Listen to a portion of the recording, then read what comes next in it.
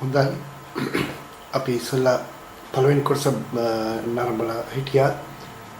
මගේ පළවෙනි කොටසේ පාඩමෙන් මම අන්තක්‍රිස්තු සහ බොරු දිවස්වරයා දෙදෙනා බොරුකාරයෝ කියලා පිළි අරගෙන පස්සේ අන්තක්‍රිස්තුව ග්‍රාබිල දේවදූතයා කඩුවෙන් එල්ල මරන කොටස දක්වා අපි පළවෙනි පාඩමෙන් ඉගෙන ගත්තා. දැන් අපි යන්නේ ලෝක අවසානයේ දෙවෙනි කොටස. ඒ කියන්නේ ලෝකයේ අවසාන අන්තිම මොහොත සිදුවෙන කාලයේදී සිදුවෙන දේවල්. ඊට පස්සේ මම මේ පාඩමටම ඔබලාට ඉදිරිපත් කරන පාදසටහනක් විදිහට මේ ලෝකයේ ලෝකාන්තිමේදී බයිබලයේ සිදුවෙන්නා වූ කියන කාරණා මේ කාරණා වෙනව ලෝක අවසානය වෙනකොට කියලා සාධක දීලා තියෙනවා. ඒ වගේම ලෝක අවසානයේ මොහොතේ සිදුවෙන කාරණා ගැන දීලා තියෙනවා. එතකොට අපිට ඒ ගැන දැනගන්න පුළුවන් වෙනවා. දැන් අපි බලමු ලෝක අවසානයේ දෙවෙනි කොටස ගැන.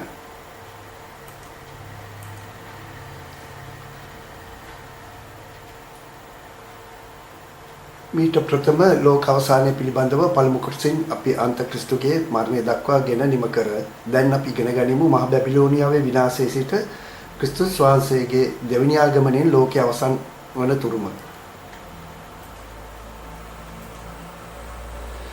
මේ කොටසින් ඔබ නවකෙක් ලෙස ඉගෙන ගන්න ආරම්භ කරන්නේ නම් කරුණාකර මගේ ලෝක අවසානයේ පළමු කොටස ප්‍රථමයෙන් කියවා ඉන්පසු මෙම දෙවන කොටස අනුගමනය කරන මෙන් කරුණාවෙන් ඉල්ලා සිටිමි.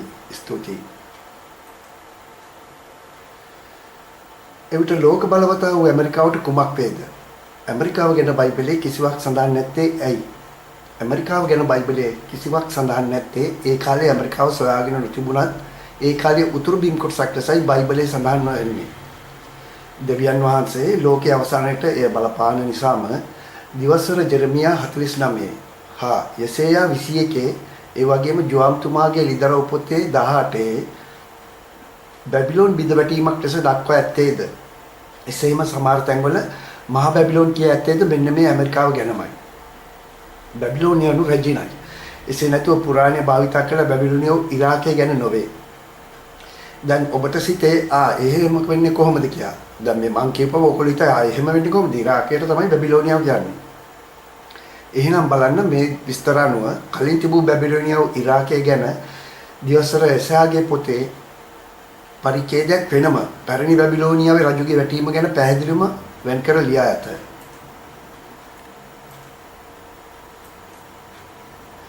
බලන්න පුදුමේ නම් වසර 2700කට පෙර දිවසේ එසයාගේ දිවසේ වල සත්‍ය සිදුවීම් කෙසේද කියා.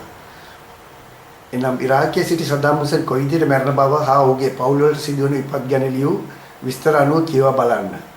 ඒ කාලේ රජවරු දැන් කාලේ අගමැතිවෝ ජනාධිපතිවරුන්ට සමානය. දිවසර යසයාගේ පුතේ 14 පරිච්ඡේදයට අනුව සදාම් හුසේන්ට සිදු වූ දේ ගැන ඔහුගේ මරණයෙන් ජනතාව ප්‍රීති වුණ හැටිත් ඔහුගේ පවුල් වලට සිදු වූ දේ ගැන දිවසර යසයාගේ පුතේ ලිය තිබුණේ මෙසේය. දැන් මම මෙතනදී විශේෂයෙන් කරන්න ඕන මතක් කර දෙන්න ඕන මම ඔයගොල්ලන්ට මගේ අපි නොදන්නා බයිබලයේදී කිව්වා මේ වෙනකන් ලෝකේ කිසි කෙනෙක් නොදැක්ක නොකියපු දෙයක් තමයි මගේ මේ ලෝක අවසානය පිළිබඳ කියන්නේ. ඒකේ මට විශේෂ වරප්‍රසාදයක් ලැබිලා මම මේ දේවල් ලියන්න මට ඒ අදහස් දුන්නේ. එතකොට අද මම මේ කතා කරන දෙවෙනි පාඩමේ සියල්ලම මම ඔයගොල්ලන්ට ගෙනත් පෙන්වන්නේ මම විසින් සොයාගත්ත අලුත්ම දේවල් මේ වෙනකන් ලෝකයේ කිසි කෙනෙක්ට ඒ වගේ දෙයක් ලැබිලා නැහැ. ඒ වගේම මේවා මේ බොරු දේවල් නෙමෙයි සත්‍ය වශයෙන්ම සිදුවෙන දේවල් මම කිව්වේ ඒකයි බලන්න මේක වෙන්නේ කොහොමද කියලා. බැබිලෝන් ඉරාකය ගැන ජෙරමියා 25 8 සිට 14 11 සිට මෙහෙම කියනවා. 8 සිට 14 මම පටන් ගන්නේ 11 පදේ සිට. මේ මුළු දේශයේද පාළුවක් වෙන විස්මයක් වන්නේය. මේ ජාතිය බැබිලෝනිය රජුට විරුද්ධව උතුරෙන් මාගේ සේවකවුන් එකබෝ ගෙන්වන්නේමි.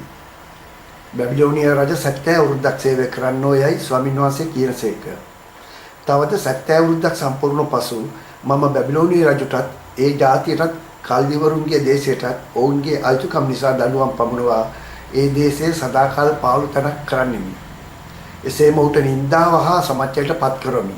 කියන්නේ ඔහු 70 අවුරුද්දක් පාලනය කරන්න දීලා ඔහුගේ අයිතිකම් නිසා දඬුවම් පමුණවා ඔහුට දඬුවම් පමුණලා ඒ දේශය සදාකාල පාළු කරන්නෙමි. ඒ විතරක් නෙමෙයි එසේම ඔහුට නින්දාවට සමච්චයට පත් කරන්නෙමි කියලා. එතකොට කවුද මේ නෙබුක්නේෂර් කියන්නේ? ඒ තමයි ඇමරිකාවේ ජෝර්ජ් බුෂ්.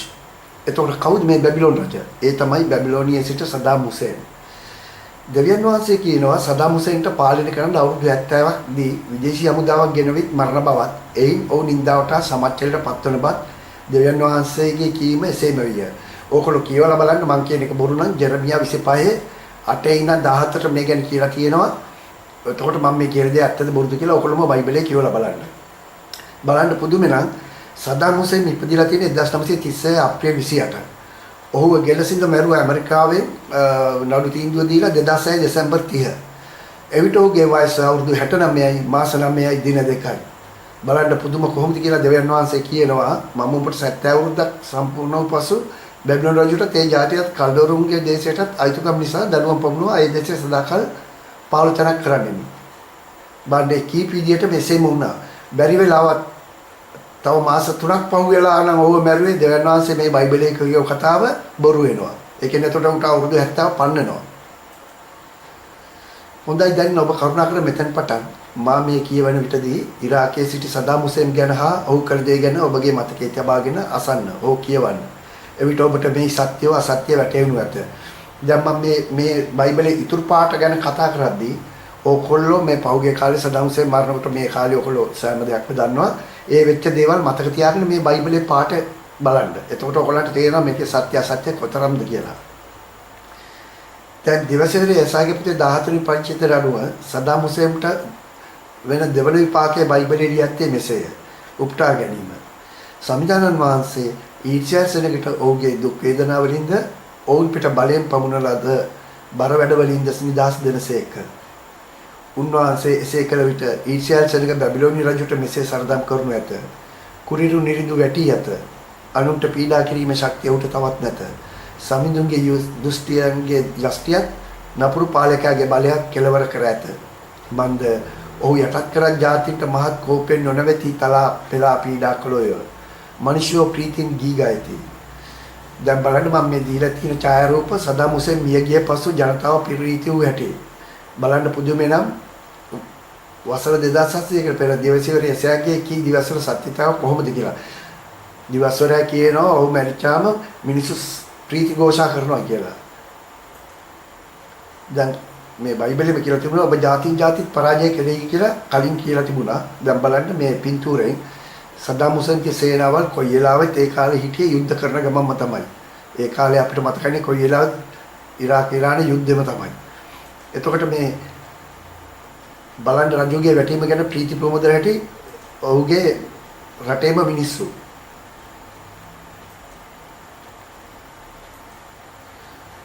මම ඔයගලන්ට කලින් කිව්වා මම මේ වැඩසටහන මේ මල්ටිමීඩියාකින් පෙන්වන්න මූලික හේතුව මම ඉදිරිපත් වෙන්නේ නැතුව මම ඔයගලන්ට මේ වගේ කෙලින්ම හදවතටම දැනගන්න මේ කරුණු කාරණා දැනගන්න නිසායි. දැන් බලන්න දිවස්වරයා කීප විදිහට මේ මිනිස්සු ප්‍රීති වෙනවා. හොඳයි ඊළඟට අපි ගමු ඊළඟ කෑල්ල. 14 වෙනි පරිච්ඡේදයේ බයිබලය අනුව උපුටා ගැනීම නැවතත් මම 5 වෙනි පදේ වෙනකන් කිව්වේ දැන් 6 වෙනි පදේ ඉඳන්. ලෙබනෝනි දේවදාර හා කිරිගස් රජුගේ වැටීම ගැන ප්‍රීති ප්‍රමෝද වෙයි. වීණාවල වාදනයෙන් එක්කලක් ඔබට ගරු කරනු ලැබෙවේය. එහෙත් දැන් ඔබ සිටින්නේ පාතාල ලෝකයේ. දීප්තිමත් පහන් තාරකාවනි. අරුණේදී පුත්‍රයන්ෙනි. ඔබ ස්වර්ගෙන් වැටී සිටින හැටි. පෙර ඔබ ಜಾති ಜಾතින් පරාජය කෙලෙය. දැන් ඔබ බිමට හෙලා වැටී සිටින හැටි. අනේ ඒත් ඔබ පාතාල ලෝකයේ පතුරුම වැටී සිටින හැටි.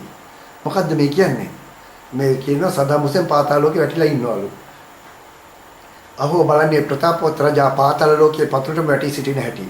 බලන්න මහ පුදුම දේවල් කියන්නේ දෙවියන් වහන්සේ කියනවා. ඒ මිනිස්සයා ඉපදෙන අවුරුදු 2700කට ඉඳලා කියනවා මෙහෙම වෙනවා කියලා ඒ මිනිස්සයාට. ඒ මොන්න බලන්න ඇමරිකන් නමුදාව ගිහිල්ලා පාතාලයෙන් හොයාගන්න හැටි. ඔබ දකින්නවද මේ ඊතාලේ මගින් පෙන්වන්නේ බලන්න සදාම් හුසේන් මෙන්න මේ විදිහට හැංගිලා හිටියේ අඩි 8ක් ගැඹුරු අඩි 6ක් පළල තැනක ඔහොම නිදාගෙන ඉඳිදී අල්ලගත්තේ. දෙවියන් වහන්සේ කියනවා ඔබ ප්‍රතාපවත් රජා පාතාල ලෝකෙට වැටී ඇසි කියලා. බලන්න මොනතරම් ඇඟ කිලිපලා යන භයානක කීම්ද බයිබලයේ තියෙන්නේ කියලා. ඉතින් මේවා කවුරුත් අද වෙනකන් බයිබලයේ මෙහෙම තියෙන බවක් හොයාගෙන නැහැ මම ඇරෙන්න. එසේම 14 වෙනි පරිච්ඡේදය අනුව බයිබලය පුටා ගැනීම නැවතත් 7 වෙනි පදේ ඉඳන් එහි සිටින අය ඔබ දෙස රවා බල පොළව කම්පා කොට රාජ්‍යයන් බියෙන් ඇලලි යන්න සැලසූ බලවතා ඔබද නගර නැති නාස්ති කොට ලෝකේ පාලුකාරයක් බවට පත් කළ තැනැත්තා මොහුද සිරකරුවන්ට කිසි කලක නිදාසන දුන් ඔවුන්ට අපසු ගෙදර යන්න ඉඩ නුදුන් තැනැත්තා මොහුදයි අසති ලෝකයේ සියලු රජවරුන් මලර සිරුරු අනර්ග සොන්නල තබා ඇත. ඒ දුගන ඔබගේ මල සිරුර පිටට දමා ඇත. දැන් බලන්න මේ පෙන්වන්නේ වෙනත් රටවල් වල නායකයෙක් මැරිච්චාම ඔහුට දක්වන ගරු බුහුමන් එතකොට හමුදාව දෙන ආචාර පෙළපාලි ඒ වගේ දේවල් තියෙනවා. ඒ වගේම වෙන රටක රාජ්‍යයක් කෙනෙක් මැරිච්චාම වෙන රටවල් වල නායකයෝ ඇවිල්ලා ඒ මැරිච්ච කෙනාට ගරු බුහුමන් දක්වනවා. එතකොට මේ මැරිච්ච අය තබා තියෙන්නේ අනර්ග සොහොන් වල මේ වගේ. එතකොට දෙවියන් වහන්සේ මෙහෙම කියනවා දැන් සදාම් හුසේන්ට නවවෙනි පදේ ඉඳන් ඒ යුද්ධයේදී මල්හේවායන්ගේ මලකඳන් වලට යට වී ඇත. ඒවා සමග ඔබේ මලකඳත් ගල් වලට විසිකරුණු දමනු ලැබ පාගා දමා ඇත. මේ කියන්නේ දැන් සදාම් හුසේන් අල්ලාගන්නේ බෝක්කොක් තුල සැඟවී සිටියේදී ඉහත පින්තුරු ඔබට මතක ඇති. දැන් උපුටා ගැනීම නැවතත් 10 වෙනි පදේ ඉඳන් ඔබ ඔබේ දේශේ නාස්තිකුට ඔබේ සෙනග මරාද ඔබ බැවින් අන් රජවරුන් භූම දාන කරන්නාක් මෙන් ඔබ භූම දානය කරු නොලබන්නේය. මේ කියන්නේ සදාම් හුසේන් මෙසේනේ අමාරු කවුරුන් විසින් අල්ලාගත්තේ නැත්තම් ඔහු කවදා හරි දවසක අනිත්‍ය ලෝකේ විනාශ ලෝකේ විනාශ රටවලලා මිය ගියා වගේම ගරුත්වය ලැබ මිහිදන් කරනවා යන්නයි. ඒත් ඔහු මියන්ට අවුරුදු 2700කට ප්‍රථම දිවසේ එසේ අන් රජවරුන් භූම දානය කරනු ලබන්නාක් මෙන් ඔබ භූම දානය කරනු නොලබන්නේයි කියා ලියා ඇත. ඒසේම සිදුවේ. බලන්න පුදුමයි කියන්නේ දිවසරේ එසේ කියලා තිබිච්ච එක ඒ විදිහට වුණා. දැන් බලන්න ඔහුට කිසිම ගරු බුහුමක් නැහැ. ඔහුගේ බෙලවල දාලා මරනවා. මරපුවම ඔහුගේ මිනිහ බිම තියලා ඒ පල්ලියේ ඉන්න යාඥා කරන කට්ටිය කීප දෙනෙක් විතරක් ඉන්නවා. කිසිම නායකයෙක් නැහැ, කවුරුත් නැහැ ගරු බුහුමක් දක්වන්න. එතකොට ඊළඟට බලන්න මේ පල්ලියේ ඉන්න පූජකයා විතරයි ඉන්න වෙන කවුරුත් නැහැ. වලලනකම්. දෙවියන් වහන්සේ කියනවා ඔබව අනිත් අය මේ විදිහට වලලන්නේ වලලන්නේ ඔබ සමග ඉන්න යුද්ධ කරපු අනිත් සේවාවේ මැරිච්ච ගොඩයි කියලා. බලන්න මේ කිව්වා වගේම යුද්ධයේදී මල හේවංගයි මල කඳවුරට යට වී තියෙන හැටි. ඔහු මෙතන වලලලා ඊතුරු හමුදාවේ මැරිච්ච කට්ටියවත් ඒ වගේම අනිත් පැංගවල වලලලා. ඔන්න බලන්න එසයා දිවස් ප්‍රසිද්ධිය මොන තරම් කීමක්ද කියලා තියෙන්නේ කියලා. ඊට අමතරව දිවස් එසයාගේ පොතේ මෙසේද ලියාත. එනම් එතනින් ඉවර නෑ තව කියනවා. උපුටා ගැනීම නැවතත් 11 වෙනි පදේ එසේම ඔබේ දුෂ්ට පවුලේ කිසිවෙක් සියයට පවා නොනැගති. ඝාතනය ආරම්භ වේවා. ඔහුගේ දරුවෝ මුතු මිත්තන්ගේ පව් නිසා මරණු ලබන්නෝය. ඔවුන්ගෙන් කිසිවෙකු ලෝක පාලනය කරන්නටවත් ලෝ පුරා නගර පිටවන්නේවත් නැත. සිල්බර්ට් සම්දානන් වහන්සේ මෙසේ වදාරනසේක මම බැබිලෝනියට පහර දී ඒ විනාශ කරන්නෙමි. බැබිලෝනියාව යනු නාම මාත්‍රද එහි ඉතිරිව සිටින අයද සහ දරු මුණුබුරන්ද මම නැත්තරම නැති කරන්නෙමි. මෙසේ පවසන්නේ ස්වාමින් වන මමය. මම බැබිලෝනියාව ගොරු බිමක් කරන්නෙමි. ඉක්තවන වේ වාසය කරනු ඇත. විනාශය නැමැති කොසෙන් මම බැබිලෝනියාව සහ මුලින්ම අතුගා දමන්නෙමි. මෙසේ පවසන්නේ ස්වාමින් වන මමය. උපුටා ගැනීම අවසන්. මේ කියන්නේ සදාම් හුසේන් මෙසේ මරණු පසු දැන් බලන්න ඔහු ගැනවත් ඔහුගේ දරුවන් ගැනවත් ආයි ජීවිතේට ඔහුගේ දරුවන් ඉරාකයේ පාලනය නොවන බව කියා ඇති සැටි. කොටිම අපි කතා කරන භාෂාවෙන් කිව්වොත් අද උන්ට ඇඩ්‍රස් පවා නැත. ඒ කලින් තිබු බැබිලෝනි ගාව ඉරාකයේ ගැන එහෙම කිව්වේ. දැන් ඔකට පේනවාද දෙවියන් වහන්සේ කිව්ව විදියටම හැම දෙයක්ම ගලේ කොටපු වකුරක් වගේ තිතටම හරියට කියලා තියෙනවා. ඒ විතරක් නෙමෙයි මෙතන තියෙන වැදගත්ම දේ දෙවියන් වහන්සේ කියනවා මම දෙවියන් වහන්සේ මම කියනවා ඔබගේ පරම්පරාවේ කෙනෙකුට දරුවෙකුට ඉරාකයේ පාලනය කරන්න දෙන්නේ නැහැ කියලා. ඇත්තටම බලන්න දැන් කොහෙද ඉන්නේ කියලා ටිකක්වත් හොයාගන්නවත් අපි දන්නවද? කවුරුත් කතා කරනවද ඒ ගැන? හොඳයි ඊළඟට දිවසරි එසයාගේ පුතේ 14 වෙනි පරිච්ඡේදයට අනුව ඒ බයිබලයේ ඒ විදිහටම වුණා.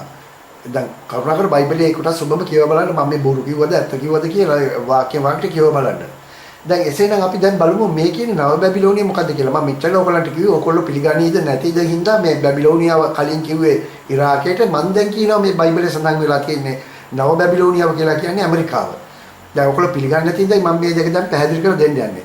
දැන් දිවස්වර එසයාගේ 21 හා ජෙරමිය 49:50 ජෝන්තුමාගේ එළිදරව් පොතේ මහ බැබිලෝනිය කිය ඇති ලෙස බයිබලයේ සඳහන් ඇති විස්තර අනුව මේ නව මහ බැබිලෝනිය නම් වූ රට ජලයේ වටුවක් ලෙසින් ජෙරමියාගේ පොතේ 51 එම්බා බොහෝ ජලයෙන් පිට වසන්නා වූ බොහෝ වස්තු ඇත්තා වූ තැනැත්තිය. නුඹේ තණ්හාවේ මිම්ම වන නුඹේ අන්තිමේ පැමිණෙන්නේය. මහ බැබිලෝනිය යනු ලොව එක වර දහස් ගණක් නැවුවට පැමිණිය හැකි වරයන් ඇත්තේද මොවුන්ට. ලෝම පාලනය කරන ලෝ අංකකේ ජනාධිපති සිටින්නේද ඔවුන්ගේ. ඒ පැරණි ඉරාකයේ වතුරින් වට වී නැත. දැන් උඩින් කිලිම පැහැදිලි කරන එම්බා බොහෝ ජලයෙන් පිට වසන්නා වූ බොහෝ වස්තු ඇතින්නා වූ තැනැත්තිය. එතකොට අපිට පැහැදිලිව තේරෙනවා මේ කියන්නේ ඉරාකය ගැන නෙමෙයි කියලා. එතකොට ඉරාකයේ කාන්තාරයෙන් අනෙක් රටවල් සමග දේශ සීමා බන්ධ රටකි. මේ බැබිලෝන් වල දිවස්වරය හඳුන්වන්නේ එසේ 47 5 සිට කියවා බලන්න. මේ බැබිලෝන් කියන්නේ ඇමරිකාවයි ඉරාකයට නොවේ. බැබිලෝන් නගන නිශ්ශබ්දව අන්ධකාරයට ඇතුල් වන්න. තවත් නුඹ ජාතින්ගේ රජිනයි කිසිදා නොකියනු ලබන්නේය. නුඹ සෑම කල්ලිම රජිනක්ව සිටියයි සිතා මේ දේවල් සිතට ගත්තේවත් ඒවා ප්‍රතිඵල සීකලේවත් නැත. ඒ කියන්නේ ඇමරිකාව කවදාකවත් මේ වගේ දෙයක් වුන්ට වෙයි කියලා හිතන්නේත් නැහැ. උන් ආඩම්බරකමින් ජීවත් වෙච්ච ජනතාවක්. එසේම සපජීවිකාවට අලුම්ව සුරක්ෂිතව සිටියාය. මේ කියන්නේ නුඹ ජාතින්ගේ රජිනයි. නුඹ ජලයේ මැදි කොට ඔටුන්නක් පළඳා අතේරාන් කුසලානක් ඇතිව සිටින්නා වූය. කුමක් ගැනද කාගෙනද මේ කියන්නේ? රජිනා. ඒ කවුද? සිතා බලන්න බයිබලයේ ලියු අවුරුදු දහස් ගණනකට පෙර දිනවල සිට ලියන්නේ ඇමරිකාවේ කොහේ ඉන්න රජිනන්ත. ඒ වෙනුවට ඇමරිකාවක් සොයාගෙන තිබුණු විදියටත් කොහොමද මේ ගැන ලියන්නේ බයිබලයේ?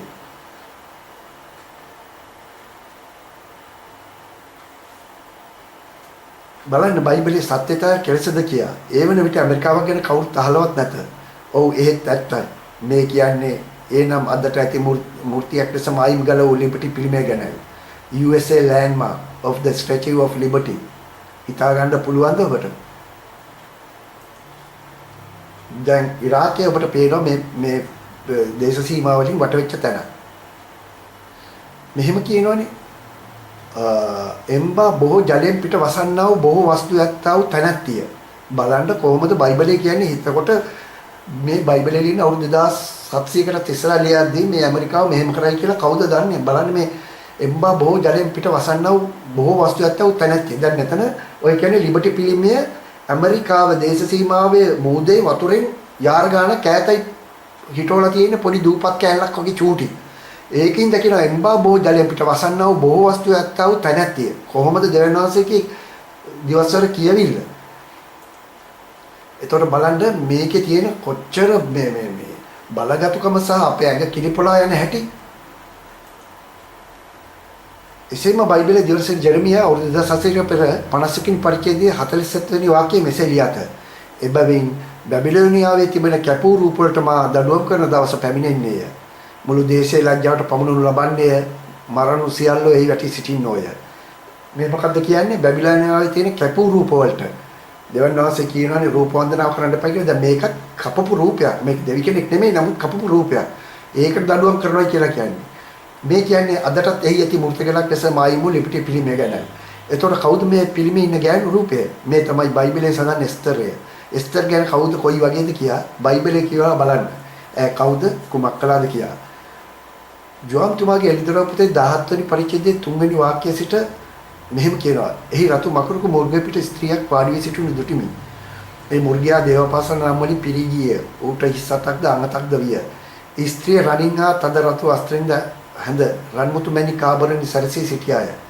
පිළිකුල් කමින්ද ඇගේ අචිත වේශ කමින්ද පිරුණු රන් කුසලනක් ඈත විය. ඇගේ නළල පිට මහා බැබිලෝනිය පොළොවේ වේශ්‍යාවන්ගෙන්ද පිළිකුල් කම්මලද මව යන গুপ্ত නාමයෙන් ලියා තිබුණි. මේ ස්ත්‍රිය සදාවතුන්ගේද ජේසුස් වහන්සේගේ නමින් දෙවි පිළිවන්ගේ ලැයින්ද මත්ව සිටියාය. ඈ දුටුවිට මම අතිශයින් පුදුම වෙමි.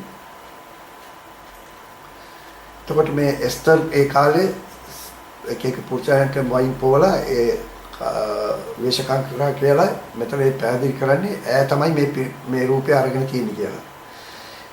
එනම් අදට මූර්තිකල ලෙස මායිමු ලිබර්ටි පිළිම USA landmark of the Statue of Liberty පිළිමය ගැන දැන් පාතසන්දම් බලන්න. මේ මූර්තිය ප්‍රංශයෙන් මගින් ඇමරිකාවට දුන් තිලිනයකි. දැන් මේක ප්‍රංශයෙන් ඇමරිකාවට දුන්නේ බලන්න මේක දෙවියන් වහන්සේ කොයි විදියට මේ බයිබල් පාඩය ස්ථිර කරන්න ඕන හින්දාද මේ ප්‍රංශයේ මිනිසුන්ට කියලා ඇමරිකාවට දෙනවා. ඇමරිකාවත් ගෙනල්ලා බයිබලයේ තියෙන විදිහට වතුර මැද්දේ හිටවනවා. දැන් මෙතන එක දෙයක් තියෙනවා ඔබට කියන්න පුළුවන් ඒ වුණාට මේකේ අතේ තියෙන පන්දමක් නේ කියලා. නමුත් මෙතන ඒ දේහා සමානය අතේ වයින් වීදුරු තියන් ඉන්නවා වගේ මේ පන්දම තියාගෙන නමුත් අර රත්තරන් පාටට ගිනි දැල්ලා පෙන්නනවා. මොකද මේකට වයින් ග්ලාස් එකක් දැම්මම මේ මූර්තියේ තියෙන වටිනාකමක් නැති යන හින්දායි. හොඳයි. ඇමරිකාව නෑට අද මුළු ලෝකෙම යට එස්තරාඩු ඒෂාවේ රජනයි. මේ අනාවැකි කියවන ඔබ දැන් නිසකවම බය වී ඇත. මේ තමයි අපේ සත්‍ය ආගම. මේ මුළු ලෝකෙම සුපරිපාලන කලාව ඇමරිකාවට දෙවියන් වහන්සේ දෙනු ලබන සාපයයි. මෙන්න මේ ඇමරිකාව තමයි ලෝකෙම ප්‍රථම වරට දෙවියන් වහන්සේගේ ප්‍රතිපත්ති වලට විරුද්ධව සමලිංගිකයිට විවාහවට අවසර දුන්නේ. දිවසිවරි ජෙරමියා 51:48 සංවිධාන වාසයේ මෙසේ වදාරනසේක. බලන්න මම බැබිලෝනියාවට ඇමරිකාවට කියලා වරන් ඇතුලේ දාලා තියෙන බයිබලේ නෙමෙයි මම බැබිලෝනියාට යවද ඇමරිකාවටද එහි වැසියන්ටද විනිශ්චයකාරකු යවන්නේ නෙමෙයි. මම බැබිලෝනියාට උතරින් හමුදාවෙන් යවන්නේ නෙමෙයි. කවුද ඒ උතරින් යවන හමුදාව? රුසියාවයි. රුසියාව පිටත්තේ ඇමරිකාවට උතුරෙන්නේ. බලන්න බයිබලේ කලින්ම කියනවා මම උතුරෙන් හමුදාවක් කරනවා ඇමරිකාවට විපත් ගේන්න. කියන්නේ යුද්ධ කරන්න ගහලා දාන්න. විපත් දවසේදී ඔව් හැම ප්‍රදේශ ආක්‍රමණය කර එහි වැසියන් පොලාදමාගේ දේශයේ හිස් කරති. තමන්ගේ ඊතර විදින්නටවත් යුදැන්දෙන් සැරසිටින්නට බැබිලෝනියාවේ ඇමරිකාවේ හේවයන්ට ඉඩ නොදෙන්න. ඇගේ තාරුණ්‍යයට අනුකම්පා නොකොට ඇගේ මුළු සේනාවම වලසලන්නේ. දෙවියන් වහන්සේ එහෙම කියනවා. ඒතකොට ඇමරිකාව නෑට අද මුළු ලෝකෙම යටත් එස්තරාඩු ඒෂියාවේ රජිනකයි. දැන් බයිබලයේ කියනවා අතති රන් කුසලානක් ඇතුව ඉන්නවා කියලා. දැන් බලන්න මේ ලිබර්ටි පිළමේ ඒ කුසලාන වලට පන්දමක් තියන් ඉන්නේ. නමුත් ඒ රන් කුසලාන හින්දා තමයි උඩ ගිනි පන්දම් පේන්න තියෙන්නේ. ඊළඟට කියනවා හිසේ අං 7ක් තියෙනවා කියලා. දැන් බලන්න ඔබම ගණන් කරලා මේ පිළිමේ හිසේ අං කීයක් තියෙනවද කියලා? 7යිනේ. එතකොට එළිදරව් පුතේ මෝදෙන් මකරපු ජලයෙන් මතුවියට පැමිණ කියන්නේ මෙන්න මේ පිළිමේ ගැන මිසක් මකර කෙනකම් ඕකොල්ලෝ බලන් ඉන්න එපා. මම ඒකයි කිව්වේ දෙවන්නන් සෑම දෙයක්ම ලියලා තියෙන ව්‍යංජනේ. මොකද මේ ලිපිට පිළිමේ හදන්න නැතුව ලියන්න බෑනේ. මම මේ මහ බැබිලෝනියාවේ මෝද මැද්දේ ලිබර්ටි පිළිමයක් කියවනවා. මිනිස්සු බලනවානේ මොකද්ද කියලා. මේ මම කලින් කිව්වේ හැම දෙයක්ම ආදේශකයක් විදිහට තමයි මේ බයිබලයේ ලියලා තියෙන්නේ. එතකොට යතිකී බයිබල් පාඨේ තමන්ගේ ඊතර විදින්නටවත් යුදැන්දෙන් සැරසිටින්නටවත් බැබිලෝනියාවේ ඇමරිකාවේ හේවයන්ට ඉඩ නොදෙන්න. යන්නේ කුමක් අදහස් කරයිද? මොකද්ද මේ කියන්නේ?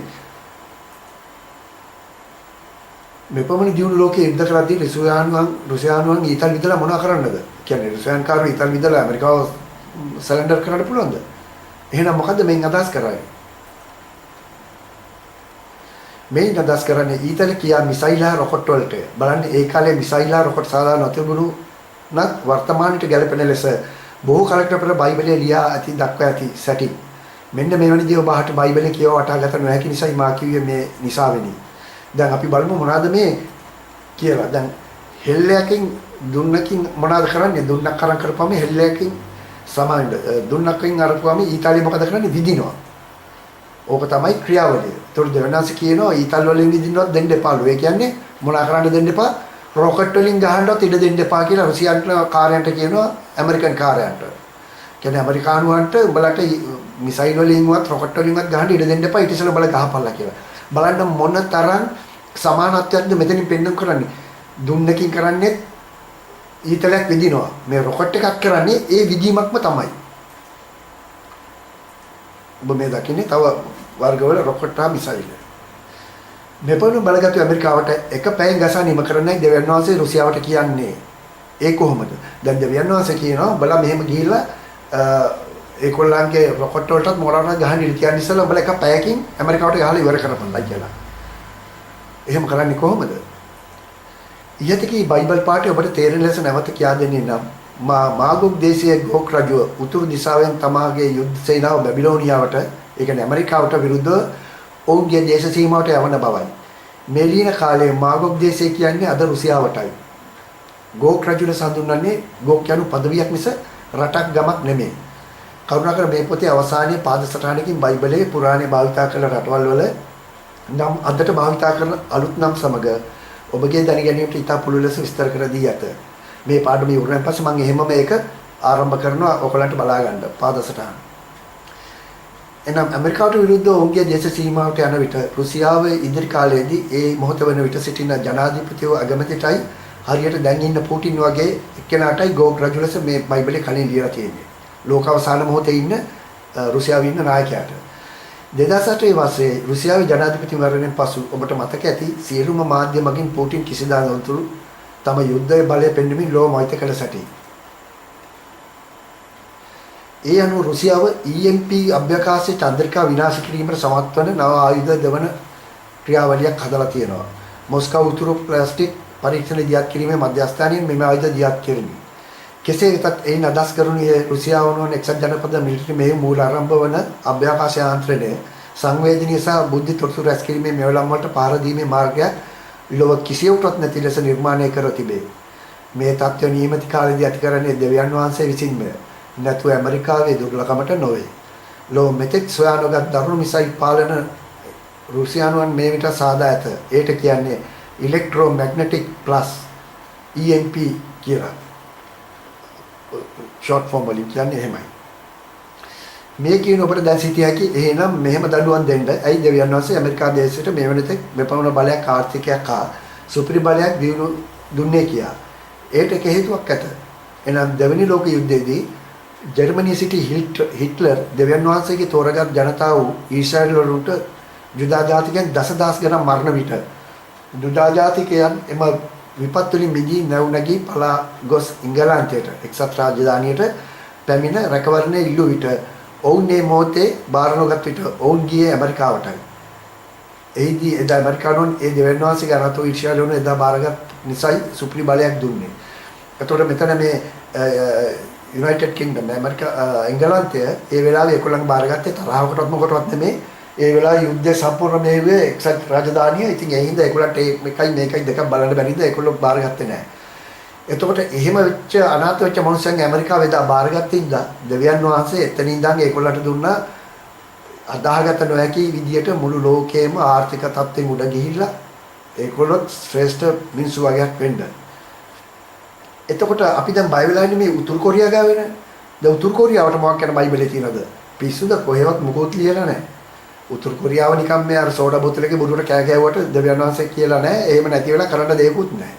ඒ ගැන ඔයගොල්ලෝ බය වෙන්නත් එපා. ඔබ මේ දකින්නේ ඊශ්‍රායල් වරුන් නැව් නගින්න කියලා පලා යන්න යනවා. මේ තමයි හිට්ලර් ලක්ෂ 60ක් විතර මැරුවා ඊශ්‍රායල් ජනතාව. ඒ මරපු සත්‍ය පින්තූරේ. මේ තමයි EMP සිස්ටම් එක. මම මේ ගැන තව පැහැදිලි කරලා ඉස්සරහදී කියා දෙන්නම්. එසේ මේ රාජධානියට එංගලන්තයට ඔවුන් බාර නොගත් නිසා ඉන්පසු හිටුණු පස්සේ අධිරාජ්‍ය ලෙස විරුද්ධාවියලත් ඒ රට බොහෝ රටවල් සෙමින් නිදහසට ගත්තේද ඉන්පසුයි. ඒ දැන් නව බැබිලෝනි දේශයේ ඊශ්‍රායලයේ සවිසුද්ධ තනත් වහන්සේට විරුද්ධව වර්ධින් පිරී තිබේ. ඔවුන් අත්හැර දමා ඇත. ඒ හින්දා දැන් දෙවියන් වහන්සේ මොවුන්ගේ වැරදි හින්දා දැන් ඔවුන් අතර දාලා තියෙනවා. ඇයට නියම විපාක දෙන සම්දානන්ගේ දඬුවම් දීමේ දවස දැන් පැමිණ තිබේ. බැබිලෝනියා වනහයි මාගේ අතේ තිබුණු මුළු ලෝම වෙරිමත් කළ රන් කුසලනක් වැනිය. ඇගේ මිදුසින් බොහෝ ජාතියෝ බිව්වෝය. එබැවින් ජාතියෝ මත්ව සිටිති.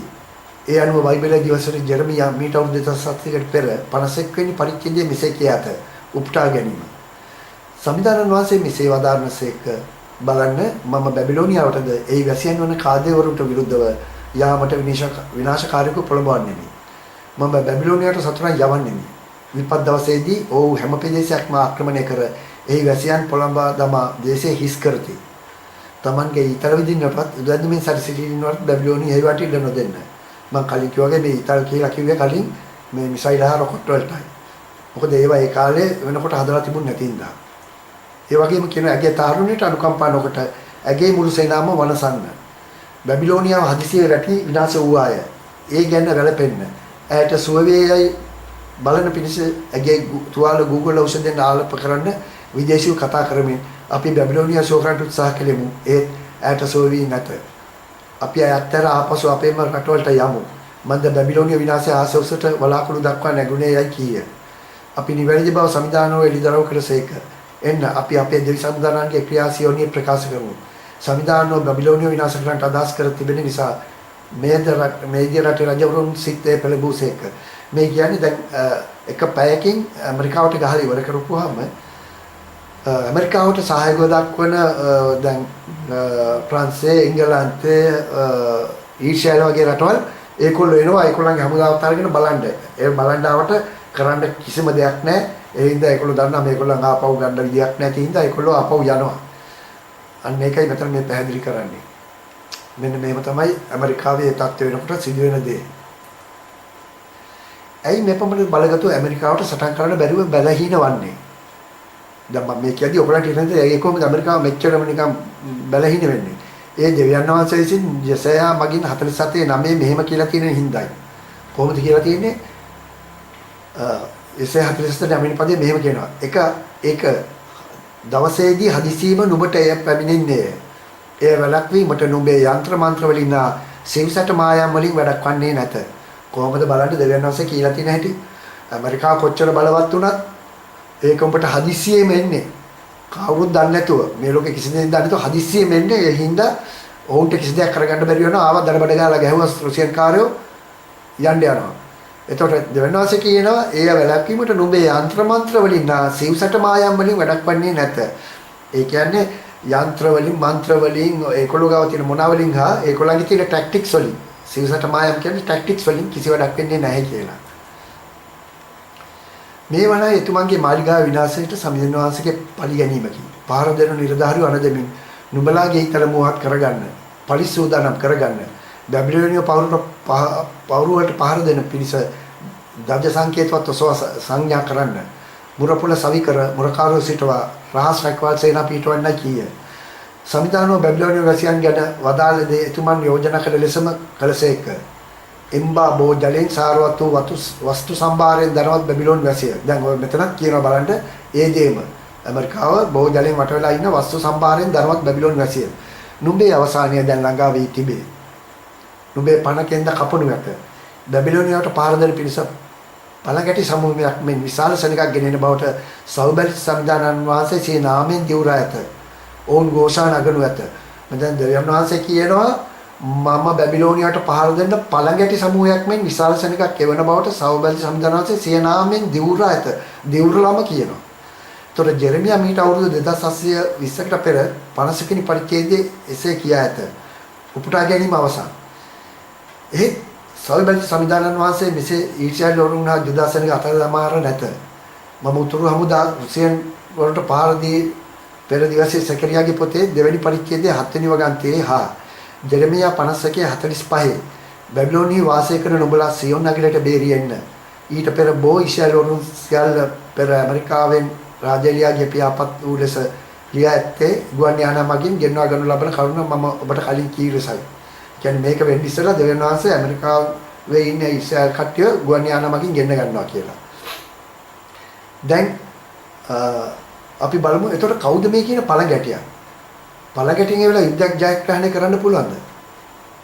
පළඟැටියන් කියන්නේ මේ භෝග සීග්‍රින් කාලා විනාශ කරන්න පුළුවන් ආක්‍රමණික සතෙක්. හැබැයි ඌ ආක්‍රමණශීලී. කවුද මේ කියන පළඟැටියා? එපමණක් නොව උන් මහත් ഘോഷාවක් නගනු ඇත.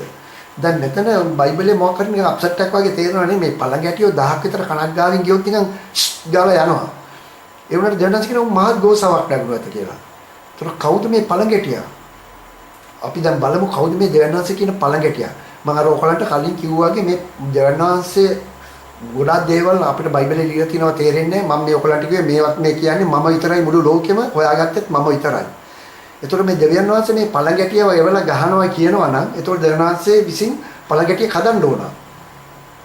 දෙවියන් වහන්සේ පළඟැටිය හදලා තියෙන්නේ තමයි ඊශ්‍රායල් ජනතාවටම කියලා තමයි හදලා තියෙන්නේ. දැන් බලමු කවුද මේ පළඟැටියා කියන්නේ. මට පේනවද මේ පළඟැටියා? ඒතකොට මම දැන් ඔයගලන්ට පෙන්නනවා මේ පළඟැටියගේ සමානත්වය කොහොමද කියලා. දැන් බලන්න මේ පළඟැටියාගේ මේ දැල්ල පවා පළඟැටියට දීලා තියෙනවා. කොහොමද දුන්නේ? මේක දෙවියන් වහන්සේ කියපු කතාව විස්තර වෙන්න ඕනින්දා මේවා නිර්මාණය කරද්දී දෙවියන් වහන්සේ සුද්ධාත්මයන්න් මගින් මේක ඩිසයින් කරන පුද්ගලයාට ඔළුවට දානවා ඔබ මෙහෙම දාපන් මේ කැලි දාපන් මේ කැලි දාපන් කියලා. අන්න එහෙමයි දෙවියන් වහන්සේ වැඩ කරලා තියෙන්නේ. දැන් ඊළඟට බලන්න මේ ගුවන් යානයේ තියෙනවනේ මේ දෙපැත්තේ ලොකු බෝම්බ දෙකක්. දැන් බලන්න මේ පළඟැටියන්ගේ මේ බෝම්බේ පේන හැටි. ඔබට පේනවද ඒකත් නිකන් පළඟැටිය වහලා ඉඳි දෙපැත්තේ තියෙන බෝම්බේ? කොහොමද මේවා වෙන්නේ? ඒතර ඔබ මේ දකින්නේ මම තව පළඟැටිය දෙන්නෙක් නිකන් පෙන්නලා තියෙනවා. මෙහෙම තමයි මේ පළඟැටියෝ ඔය අත්තම පළඟැටියොත් එක්ක ගුවන් යානා වගේක් මම දාලා තියෙනවා. දැන් ඔවුන් මහත් ഘോഷා නගනවා ඇති කියලා කිව්වා. මම කියන්නේ පළඟැටියෝ 10ක් සද්දයක් එන්නේ නැහැ කියලා. දැන් ඕගොල්ලෝ දන්නවා මේ මිග්‍යානාවක් අපේ වහලක් උඩින් යම් මෙහෙකින් යනකොට එන 10ක් ගහනවා වගේ අකුණු 10ක් ගහනවට වඩා සද්දයක්. එතකොට ඕගොල්ලෝ හිතන්නේ එකක් ගිහිල්ලා. දෙවනාසේ කියනවා මම මේ උතුරු දේශයෙන් පළඟැටි සමූහයක් වෙනවා කියලා. එතකොට ඔයගොල්ලෝ නිකන් හිතන්නේ මේ සමූහයෙන් අඩු අපි ගහමු හිතමු 5ක් ගියා කියලා. හිතා ගන්න කොහොමද සද්ද කියලා. කොහොමද දෙවියන් වහන්සේ මේ කියන දේවල්. හොඳයි මම ඔයගොල්ලන්ට මේ පටන් ගද්දී විස්තරයක් කිව්වා මෙහෙම. මම මේ බයිබලයේ ලියනකොට මම ඔයගොල්ලන්ට කලින් කිව්වා මම අවුරුදු 5මාරක් ගියා මේක සම්පූර්ණ කරන්න. ඇත්තටම මම අවුරුදු 2මාරේ ලිව්වා. ඊටු අවුරුදු 4ම මට අවස්ථා කීපයකදී මට රැහැසීනෙන් මට පෙන්නනවා නෑ උඹ ලියුව එක වැරදි මේකයි වෙන්න ඕනයි කී මම පවදාට ඒව සම්පූර්ණ කරනවා. ඔහොම කරනවා. මම යම් කිසි දෙයක් වැරදි කොට ලියනවා නම් මගේ දැනුමෙන් කම්පියුටර් එක ස්ටක් කරනවා. එහෙම නැත්නම් ෂට් ඩවුන් කරනවා. එහෙමත් නැත්නම් මේ මට මුකුත් කරන්න බැරි වෙන්න හිර කරලා තියෙනවා. මම ආපහු මේ බලහත්කාරයෙන් කම්පියුටර් එක ඕෆ් කරලා ආපහු වරින්දි මම ලියපු එකක්වත් නෑ. ආයෙ මුලින් ඉඳන් පටන් ගන්නවා. අන්න ඔහොම වෙලා ඉන්නකොට මම අන්තිම මොහොතේ මේකට මම දැන් මේ මම කලින් ඔයගොල්ලන්ට දැන් පින්තූරු පෙන්වන්න ඉස්සෙල්ලා මම දැන් ඔයගොල්ලන්ට මේ පෙන්නපු පළගැටියා ගැන කියපු පින්තූරු පෙන්වන්න ඉස්සෙල්ලා මම ඔයගොල්ලන්ට පෙන්වන්න දාලා හිටියේ මේ දැන් මම අවසානයේට දාපු මේ නිල් පාටට පිටිපස්සෙන් තියෙන එක ප්ලේන් එක. නමුත් මම ඕක දවල්ට කණ්ඩ ඉස්සෙල්ලා මම මේක දාලා මම දවල්ට කෑම කාලා නිදාගත්තා. නමුත් මගේ හිතට සතුටු නෑ මොකද මේකෙන් මට සාර්ථකත්වයක් ලබන්න බැරි හින්දා. මම නිදාගෙන විනාඩි 10ක් ගියේ නෑ මට ඊනෙන් කතා කරලා කිව්වා ඔබ 10 top කියන ගුවන් යානය බලපන් කියලා. මම ඒ මොහොතේම රෑ නෙමෙයි හින්දා මම ඒ මොහොතේම නැගිටලා ඇවිල්ලා කම්පියුටර් එකෙන් මම ටයිප් කරලා බලපුවාම මට අදා ගන්න බැරුව ගියා.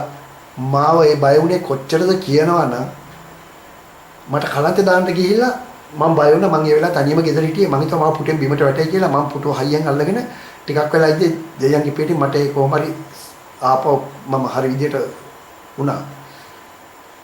දැන් අපි බලමු මට මොකද්ද මේ වෙන්න ගියේ කලන්තේ දැම්මයි කියපු කතාව මොකද්ද වෙන්නේ කියලා. දැන් මම ඔයගලන්ට මේ පළඟැටියෝ එකම පළඟැටියා තුන් ආකාරයක මේ දර්ශනයක් ඇන්ගල්ස් වලින් මම පෙන්නනවා. දැන් මේ දෙවියන් වහන්සේ කියන පළඟැටියා බලන්න මොනතරම් සමානත්වයෙන් දෙවියන් වහන්සේ දෙනවද කියලා. මෙන්න මේ පළඟැටියා දෙවියන් වහන්සේ කලින් කියපු විදිහට බලන්න දැන් මේ පළඟැටියාගේ ප්ලේන් එක පිටිපස්සේ උඩ දණ්ඩක් තියෙනවනේ. මේ දණ්ඩ අර පළඟැටියාගේ තියෙනවනේ. ඔබ දැක්කද? කොහොමද නිර්මාණය? දෙවනාසගේ පළඟැටිය. ඒතර මම කලින් කිව්ව විදිහටම මේ දල ඉස්සරහා දලක් තියෙනවා. දැන් මට කලන්තේ දාන්න ගියේ මෙන්න මේ මැද ඉන්න දම්පාට පළඟැටියාගේ විස්තරය මේ සමානත්වය දකින්න ගිහිල්ලා. දැන් ඔබ බලන්න මේ තියෙන සමානකම කොහොමද කියලා ඔබට පේනවද මේ ගුවන් යානේ අර කොළපාට තිතක් එක්ක පිටිපස්සේ පොඩි කූරක් උඩට තියෙනවා. බලන්න මේකත් මේ පළඟැටියාගේ තියෙනවනේ. ඔය බලන්න පළඟැටියාගේ ඔළුව පිටිපස්සේ තියෙන උලයි මේ උලයි. එතකොට බලන්න මේක පළඟැටියාගේ මූණ ඉස්සරහා තියෙන උල. ඒ වගේම බලන්න මේ පළඟැටියාගේ ඇස් දෙක. මට මේක දැකලා තමයි කලන්ත දාන්න ගියේ බය වුනේ. බලන්න දෙවියන් වහන්සේ කියන්නේ කවුද කියලාවත් අදවත් ඔයගොල්ලෝ තේරුම් ගන්න. මේ ලෝකේ මොන දෙවි කෙනෙකුටවත් බෑ මේ වගේ අනාවැකි කියන්න. අපි යන් දැන් තුන්වෙනි එකට. ඔබට පේනවද දැන් මේ පළඟැටියාගේ පිටිපස්සේ කකුල් දෙක කෑලි දෙක බලන්න. ඒකත් එහෙමම තියෙනවා. පිස්සු යන්නේ නැද්ද මේවා දැක්කම මිනිස්සුන්ට බය වෙන්නේ නැද්ද මේවා කවුරුත් අද වෙනකම් හොයන්නේ නැහැ මං අරින්න ඒක මං ඊටාම අවංකවම කියන්න ඕන කාරණාවක් එසේ 13 දෙකේ සිට කිය ඇති සැටියට බැබිලෝනියට ඇමරිකාවට යන රුසියානුවන්ගේ මේ ඉලෙක්ට්‍රෝමැග්නට් ප්ලස් වලින් ඇමරිකාවට පහර දෙන පහරින් එක පැයක් තුළ මතක තබා ගන්න එකම එක පැයක් තුළයි මේ සියල්ල නිම වෙන්නේ මේ එක පැය ගැන මේ ලියන මම ඒ කියන්නේ මේ දවල්ටම උපද කියවන මම නෙමෙයි කියන්නේ ඒ එක පැය ගැන එළිදරව් පොතේ 18 9 වෙනි පදය 11 වෙනි පදය දක්වා කියව බලන්න ඔබගේ දැන ගැනීමට මම මෙසේම ලියන්න නැත්නම් ඔබ කියවද්දී වෙලා නැති හින්දා උපුටා ගැනීම 9 වෙනි පදේ ඉඳන් ඈ සමග කාමීච්ඡාචාරය කළ සපජීවිකාවෙන් විසු පොළවේ රජවරු දවාලන ගින්නෙන් දුම දකින්න කල ඇගේ වේදනාවට බයින් ඈත්ව සිට අහෝ බබිලෝනියා නම් මහා නුවර බලවත් නුවර එක පැයකින් තිගේ විනාශය පැමිණෙයි කියා හඬා වැළපෙති. කිසියෙක් තමන්ගේ වෙළඳ භාණ්ඩ තවදුරටත් මිලදී ගන්නවා යන බැවින් දේශාන්තර වෙළඳෝ ඈගෙන හඬා ශෝක වෙති. දැන් මෙහෙම එක පැයෙන් රුසියන්කාරෝ ගහපුවාම දැන් කියනවානේ මෙතන ඔබ දැක්කනේ එළිදරව් පොතේ 18 9 11 ඉඳන් කියනවා එක පැයෙන් තිගේ විනාශය පැමිණෙයි කියලා. දැන් මේක වෙච්චාම මේ ඇමරිකාවට එන නැව් ඈත මූදේ ඉඳන් බලන දුම පේනවා.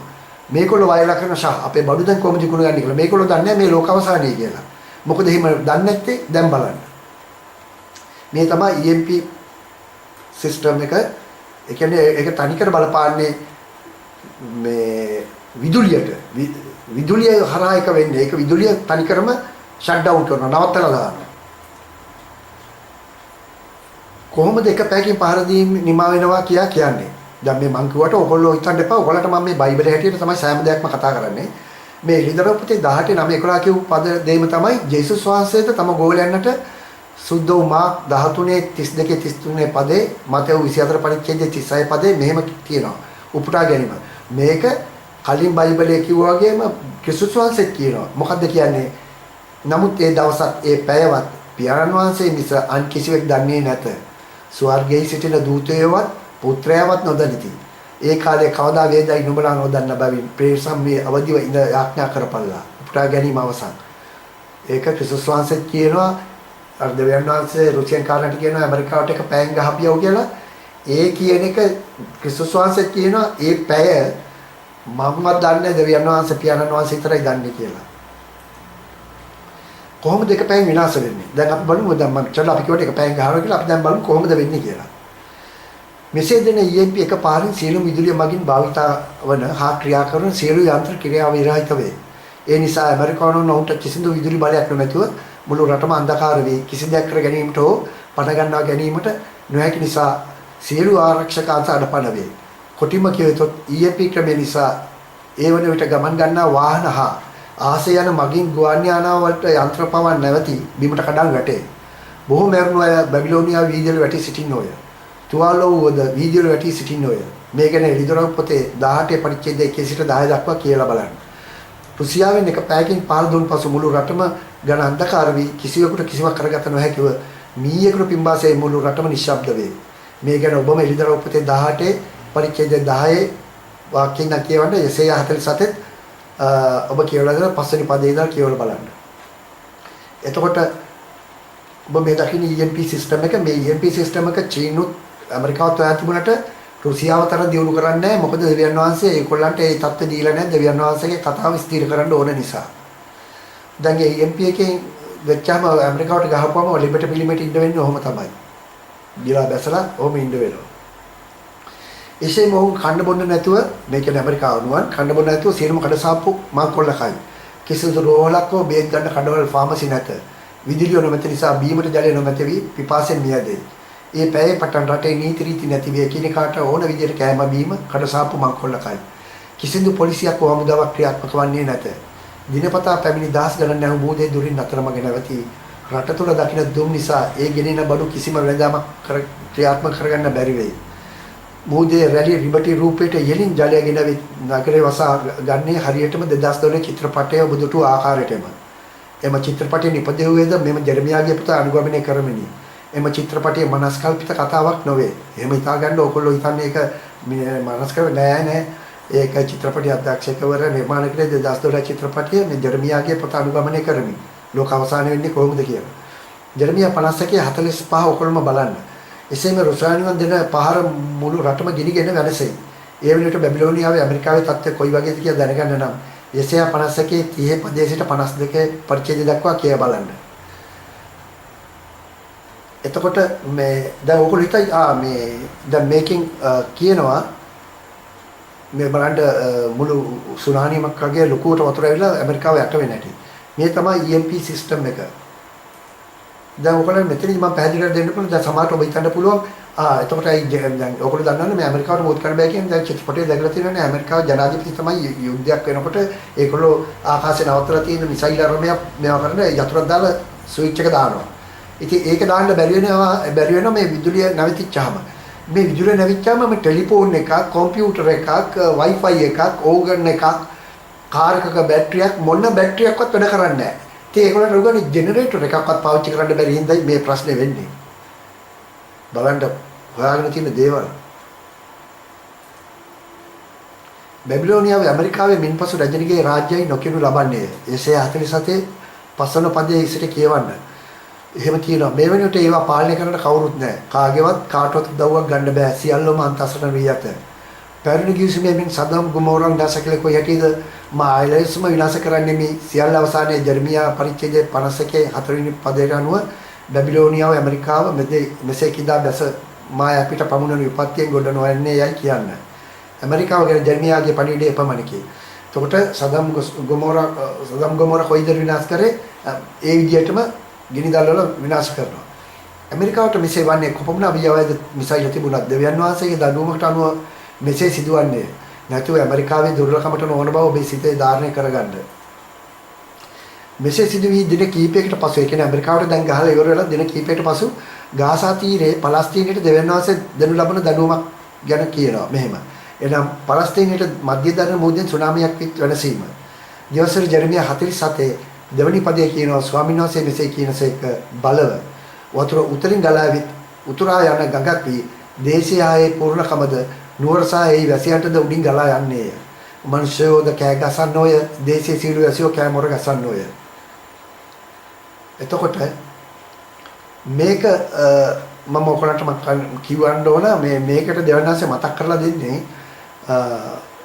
ආබ්‍රාම්ගේ කාලයේදී ආබ්‍රාම් තම ජනතාව වෙනුවෙන් ගොඩක් ලින්ක් කපලා දුන්නා. මේ පලස්තීන කාර්ය මොකද කරේ රැට ගිහලා වැලි දාලා ඒ ලින්ක් වැහුවා. ඒ තරහවට පටන් ගත්ත යුද්ධය දෙවියන් වහන්සේ අද වෙනකන් නවත්තන්න දීලා නැහැ. එතකොට ඒක දෙවියන් වහන්සේ ලෝක අවසානයේ මතක් කරලා දෙන්න යන්නේ උඹලා මතකද මගේ ජනතාවගේ ලිංග වහපුඹට ඉඳා කාපන් කියලා වතුර හොම්බෙන් යන්නම දීලා අරිනවා. ඒක මතක් කරලා තමයි ලෝක අවසානයේ කරන්නේ. මේ තමයි ඒ වතුර එන හැටි. ඔන්න දැන් තමයි බයිබලයේ ජුවම්තුමාගේ ලිදරව් පොතේ හා දිවස්වර ජෝවල් දෙකේ පළවෙනි පදයේ හා 15 වෙනි පදයේ අනුව හොරණෑ පිඹින කතාව වෙන්නේ. දැන් ඔයගොල්ලෝ බලාගෙන ඉන්නවා මේ හොරණෑ පිඹින කතාව. මේ හොරණෑ යන රුසියන් හමුදාව ඊශ්‍රායලට පාර දෙන්න එන බව දැනි ඔවුන් තම ජනතාවට යුද්ධ කිරීමට සැරසෙන්න කියා දෙන සයිලන්ට් නලා ශබ්දයට තමයි මේ හොරණෑ පිඹිනවා කියන්නේ. නමුත් ඇමරිකාවට එහෙම පිඹින්න ටයිම් එකක් දෙන්නේ නැහැ. එතකොට මෙතන තව ලොකු දෙයක් තියෙනවා. දැන් දෙවියන් වහන්සේ EPM සිස්ටම් එක ඇමරිකාවට පාර දුන්නට ඊශ්‍රායල් වලට එහෙම දෙන්නේ නැහැ. ඒකොල්ලෝ ගහන්නයි යන්නේ. දෙවියන් වහන්සේ මේව හදලා තියෙන හැටි බලන්න. ඉන් දින කිහිපයකට පස්සේ ජෙරුසලම රට ලැබීම. දැන් යන්නේ මේ අවසන් අදරිය. ඔන්න දැන් ක්‍රිස්තුසාංශ කියවනේ අර යම් කිසි කෙනෙක් මේ ඊළේ වට කරලා ඉන්නවන හමුදාවකින් හිතා ගන්න ලෝකයේ අවසාන දිනේ කියලා. ඒක තමයි මේ දැන් යන්නේ. දිවසරි ජෙරමියා 6:22 පදයේ හා ජොෙල් දෙවෙනි පරිච්ඡේදයේ 4 සිට උපුටා ගැනීම. සම්විධාන වහන්සේ මෙසේ වදාරසේක අන්න උතුරු දේශයෙන් සෙනගක් ඇති මහා බලවත් ජාතියක්ද පොළවේ ඊට දුර තැන් වලින් නැගිටිනු ගත. ඔහු දුනුවා හෙල්ල දරති. ඔහු ක්‍රූරය, නිර්දය වෙති. ඔවුන්ගේ හඬ සමුද්‍ර ගෝසා වැනිය. එම්බාසියොන් පුරංගන නුඹට විරුද්ධව යුද්ධ කරන්නට ඔහු සියලු දෙනා එකෙකු මෙන් පෙළ ගැසී අස්වැන් පිට නැගී ඇති. දැන් රුසියන් වරුණ ඉරාන වරුණ ඇමරිකාවට දුන් පහරින් බොහෝසේ උද්දාත්මයකට පැමිණ දැන් අපි ලොකු චණ්ඩියෝ කියාගෙන දැන් එන්නේ ඊශ්‍රායලට පහර දීමට. එසේම දිවසේ එසකේල්ගේ පොතේ 38 වන පරිච්ඡේදයේ මෙසේ කියයි. ගෝමර් සහ සියලු හමුදා උතුරේ දුර බැහැර සිට තොගර්මා වංශයේද ඒ සියලුම හමුදා යන බොහෝ ජනයෝ නුඹ සමග සිටිති. ඊට ජෙරමියා 6:22 පදයේ කීවේද ඒ දෙන්නේ. එනම් උතුරෙන් එන මේ රුසියානු හමුදාවට ඊශ්‍රායල පාර දීමට ඉරානි සමග යයි. එනමුත් දැන් ඔවුන් අත දාන්න යන්නේ වැඩි තැනකට. ඒ මන්දයත් මේ සියලු බැරි දෙවියන් වහන්සේගේ භූමියයි. දැන් එන්නේ ඔවුන් දෙවියන් වහන්සේ තෝරගත් ජනතාව විනාශ කරන්නයි. දැන් අපි බලමු මේ දෙවියන් වහන්සේ කියනෝනේ මේ දුනු ඊතල අරන් එනවා. ඒ වගේම මේ ඔහු අස්වැන් පිට නැගී හෙල්ල දරති. ඔවුන්ගේ හඬ සමුද්‍රේ ගෝසා වැනි කියලා. දැන් ඔබ දන්නවනේ මේ අස්වැන් පිට නැගී එනවනම් මේ එහෙම වෙන්න බෑනේ. අපි දැන් බලන්න ඕන කොහොමද මේ කෙනෙකු මෙන්න අස්වැන් පිට නැගී පෙළ ගැසී රෙල්ල අරගෙන එන්නේ කියලා. එතකොට අසොම්පිත පෙළියට එනවා කියලා දෙවියන් වහන්සේ කියනවා ඔවුන්ගේ හඬ සමුද්‍රේ වැනි කියලා. එතකොට මෙතනත් පොඩි ප්‍රශ්නයක් තියෙනවා. මොකද මේ අස්සයෝ ගොඩක් එනවනම් මේ ටොක් ටොක් ටොක් ටොක් ගානවා මේ සමුද්‍රය වගේ ගාලා සවුන්ඩ් එකක් එන්න බෑනේ. එහෙම වෙනවා. බලමු මොකද මේ දෙවියන් වහන්සේ කියන අස්සයා පිට උඩ නැගිලා එන එක හෙල්ලේ අරන් ඉන්නේ කියලා අපි දැන් බලමු. මේ තමයි යුද්ධ ටැංකි. මේ යුද්ධ ටැංකියට තමයි දෙවියන් වහන්සේ කියන අස්සයා පිට නැගී එක පේලියට කට්ටිය එනවා කියලා උඹලට ගහන්න හෙල්ල අරගෙන. එතකොට දැන් මේ බලන්න දෙවියන් වහන්සේ කියපු දේ ස්ථිර කරලා තියෙන හැටි බලන්න. මේ අස්සයා තමයි යුද්ධ ටැංකිය. අස්සයාගේ පිට උඩ ඉන්නවනේ හැම යුද්ධ ටැංකියක් උඩම එක්කෙනෙක් අස්සයාගේ වගේ පිට උඩ ඉන්නවා. හෙල්ලක් දරාගෙන ඉන්නවා. එතකොට කොහොම මේ කියන්නේ හෙල්ල? මේ තියෙන හෙල්ල. ඔබට පේනවද? කොහොමද දෙවනාස මේවා කියලා තින්නේ? දැන් මම ඒකයි කිව්ව ඔයගොල්ලෝ මේ බයිබලේ කියාගෙන යනකොට ලිදරව පුතේ කියනකොට ඔයගොල්ලෝ බලාගෙන ඉන්නවා මේ අස්සෝ වෙයි දුනු අරන් එයි. ඒව නෙමෙයි මේ දෙවනාස කියන්නේ. දෙවනාසෙන් ඒව හදලා තිබෙච්ච නැතිඳ තම ජනතාවට කියලා දෙවනාසගේ වචනේ ඔප්පු කරන්න ඒගොල්ලන්ට කියලාම හදපු දේවල් තමයි මේ. මම මේ කිව්වේ මේවා හොයාගෙන තියෙන මම මිසක් මේ ලෝකේ අද වෙනකන් කිසි කෙනෙක් හොයාගත්තේ නැති දේවල්. මම බය නැතුව ඒ දේ ප්‍රකාශ කරන්න කැමතියි. දැන් රුසියන් හමුදා ඊශ්‍රායලට පහර දීමට ඇති. පලස්තීන දේශ සීමාව ආරම්භයේදීම රුසියන් වරුන් පහර දෙන විට ඒකෙන එසයා 14 31 පදේ පලස්තීන ගැන කියනවා මෙහෙම. පලස්තීන ජනේනි උදව් උපකාරීලා කෑගසන්න බීතියෙන් ඇලලි යන්න. අන්න උතුරු දේශයෙන් දුවිලි වලාකුලක් මේ හමුදාවක් පැමිණෙයයි කියනවා. එතකොට මේ කියන්නේ මොකද්ද? දැන් රුසියන් වරු එන්නේ පලස්තීනයේ දේශ සීමාවෙන් පටන් අරගෙන එන්නේ මධ්‍ය ධර්මෝදයෙන් බැහැලා ඒ කට්ටිය මේ යුද්ධ ටැංකිය අරගෙන එන්නේ කෙලින්ම පලස්තීන මිනිසුන්ගේ ගෙවල් දොරවල් කඩාගෙන තමයි ඊශ්‍රායලට ඇතුල් වෙන්න හදන්නේ.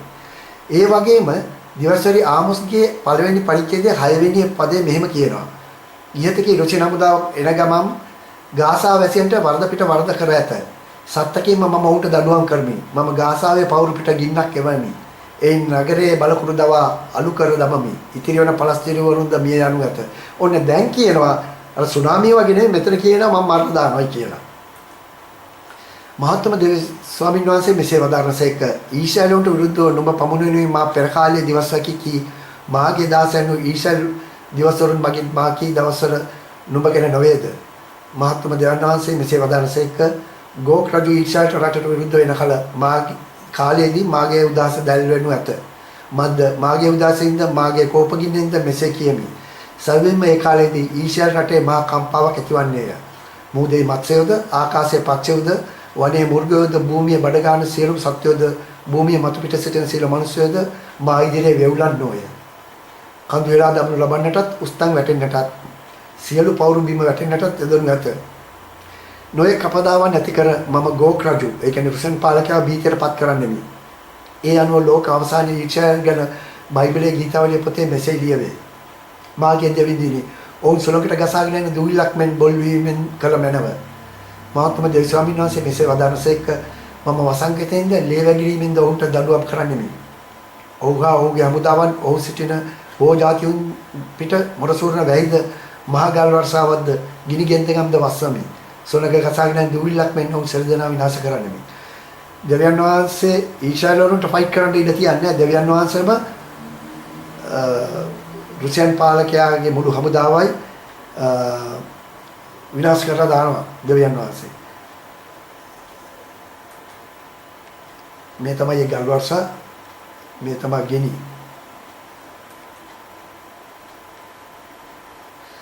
මෙසේ මම ශ්‍රේෂ්ඨත්වයේ විසුද්ධත්වයට පෙන්වා මා සමිඳාන් වහන්සේ බව බොහෝ යාතින් දැනගන්න පිණිස ඔවුන් ඉදිරියේ ප්‍රකාශ වන්නෙමි. කියන්නේ දෙවනාසේ කියනවා මම මේක කරලා පෙන්නනවා මමයි නියම සල්බලි දෙවියන් වහන්සේ මේ ලෝකේ ඉන්න කියලා මිනිසුන්ට පෙන්නනවා. මේ සටනේදී රුසියානු නායකයන්ද සටන් බිමට එයි. එහිදී දෙවියන් වහන්සේ විසින් ගෝක් රජ ඒ අනු රුසියානු පාලකයයි ඔව්වා ඔහුගේ සියලුම හමුදාව පරාජය කර මරා ඊශ්‍රායල් තුරම භූමිදානය කරනු ලබයි. ඒ කියන්නේ මුළු ඊශ්‍රායල් හමුදාවම මරලා ඊශ්‍රායල් දේශයේම තමයි රුසියානු හමුදාවම මරලා ඊශ්‍රායල් දේශයේම තමයි වළඳන්නේ. තවද ඒ කාලයේදී මම මිනි වැලලීමට ඊශ්‍රායල් දේශයෙන් ඉඩමක් ගෝක් රුසියන් පාලකයාට දෙමි. එයාට වළලන්න ඉඩමක් දෙනවා. ඒ මූද මැද නගරයටත් තිබෙන සංචාරකයේ මිටියවතේ. එහි ගමන් කරන්නන් වළලනු ඇත. එහි ගෝක් සහ ඔහුගේ මුළු සමූහය වළලනු ලැබ. ඊට ගෝක් සමූහ මිටියවත යන අරුත ඇති හාමොන් ගෝක් යයි නම් තබනු ලැබේ. ඊශ්‍රායල් සර්ගසිය දේශයේ පිරිසිදු කරන පිරිස සත් මාසක් ඔවුන් වළලමින් සිටින්නෝය. දෙවියන් වහන්සේ ලෝකේ විනාශය දැන් කරන්න ඉස්සලා උන්ට මාස 7ක් දෙනවා මේ ඔක්කොම මලමිනි වලලා පිරිසිදු කරන්න. එසේ දේශයේ සියලු සෙනඟ ඔවුන් වලලන්නෝය. ඒ වූ කලී මාගේ මහිමේ ප්‍රකාශ වනසේ සමයේදී ඔවුන්ට කීර්තියක් වන්නේ යයි මහත්ම දෙවනාසේ වදාරනසේක.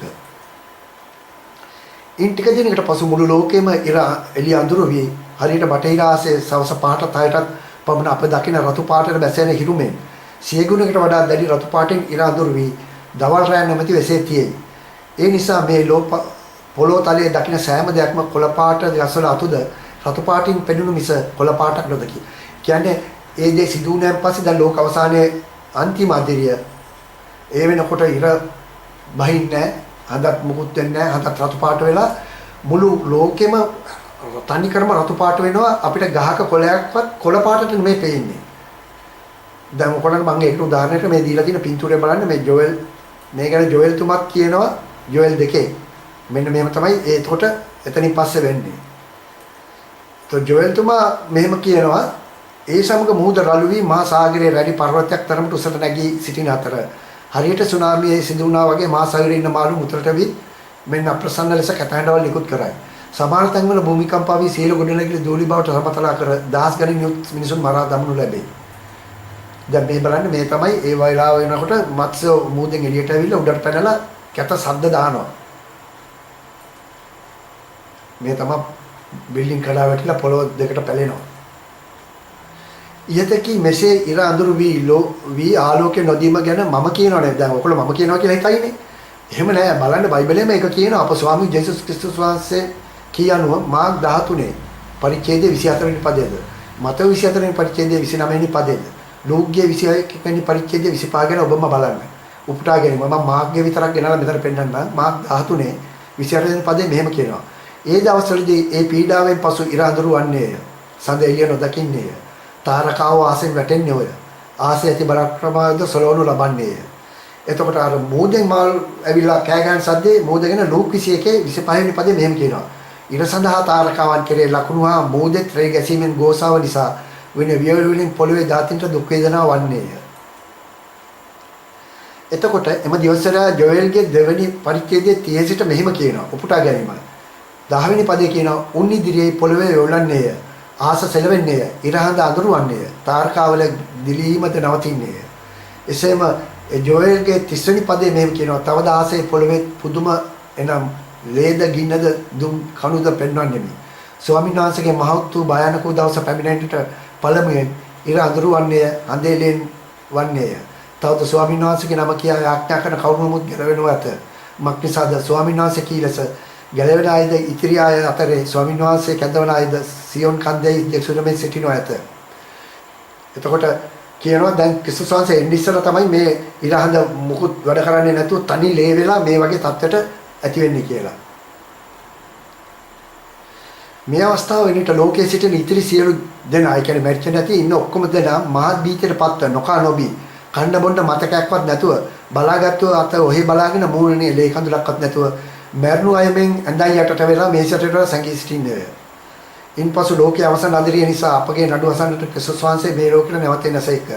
මේ ගැන ආමෝස්ගේ පුතේ 5 පරිච්ඡේදයේ 16 සිට 20 දක්වා ඔයගොල්ලෝ කියවලා බලන්න පුළුවන් මොකක්ද කියලා. ඉන්පසු අපි ස්වාමීන් වහන්සේ යේසුස් ක්‍රිස්තුස් වහන්සේ මීට ප්‍රථම ගෝලයන් බලන් සිටිදී ඔලිව් කන්දෙන් ආසට නැග ස්වර්ගයට ඔසවාගෙන ගිය තැනටම උන්වහන්සේ තම සේනාව සමග නැවතත් ඒ ස්ථානයට ගොඩ බසිනසේක. උන්වහන්සේගේ පාදයේ ඔලිව් කන්දේ වදින විටම ඒ සමග භූමිකම්පාවක් මුළු පොළොවම සොලවා ඔලිව් කන්ද පොළවේ දෙකට පැලී අන්තක්‍රිස්තු ඇදහු 7000ක් පමණ ජනයා ඒ හිලයට වැටි මැරී යන්නෝය. ඉන්පසු නඩුති හින්දුවට ප්‍රථම මේ එළව වෙසෙන ධාර්මික වූ ජුදා ජාතීන්ගේ මිනිසුන්නි 144000 දෙවියන් වහන්සේ විසින් මීට පෙර මා ලියු ලෙස ඊට ඔසවාගෙන ගියාක් මෙන් ස්වර්ගයට ඔසවාගෙන යනු ලබයි. මම ඔයගොල්ලන්ට කියවන්නේ දෙවෙනි කොටාසේ උතුණු අදාපු අය පළවෙනියම ලෝකාන්තිය පටකදී ඊට ඔසවා ගියා වගේ නඩුති හින්දු අහන්නත් ඉස්සෙල්ලා දෙවියන් වහන්සේ ක්‍රිස්තුස් වහන්සේ විසින් 144000 ඊශ්‍රායල් වරුන්ව ස්වර්ගයට අරයි යනවා. මේ තමයි උන්වහන්සේ පාප පොළවේ වදිනකොට ඒක දෙකට බෙදෙන්නේ. මේ තමයි ක්‍රිස්තුස් වහන්සේ සිය සේනාව සමග මේ ලෝකෙට වැඩමවනවා. ඒ ගැන මතව 24 3 වෙනි පදයේ සිට 35 දක්වා බලන්න එකට වැඩ කරන එකම දේ කරන දෙන්නෙක්ගෙන් එකයි ගනු ලැබේ. අනික අත්තරු ලැබෙයි කියේ මේ සඳහාය.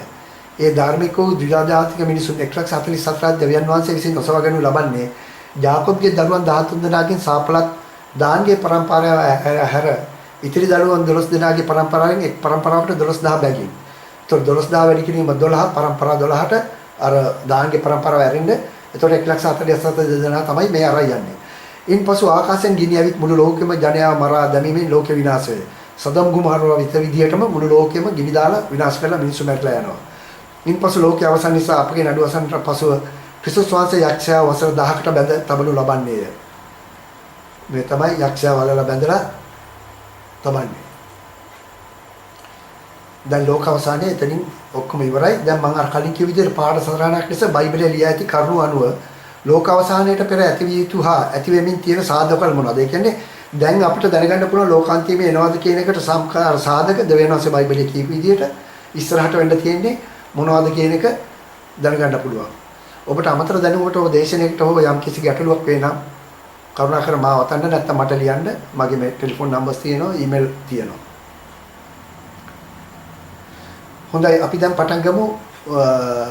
මම කියපු අර පාද සටහන් ගැන. මොකද්ද මේ ලෝක අවසානයේ වෙනකොට දෙවියන් වහන්සේ දීලා තියෙන සිග්නල් මොනවද? එතකොට දැන් දීපු සිග්නල් වලින් වෙලා තියෙන්නේ මොනවද? එතකොට ඒ වගේම බයිබලයට අමතරව දැන්ට යක්ෂයා විසින් මිනිසුන්ව පොළඹවන්නේ මොනවටද කියලා අපි දැන් බලමු.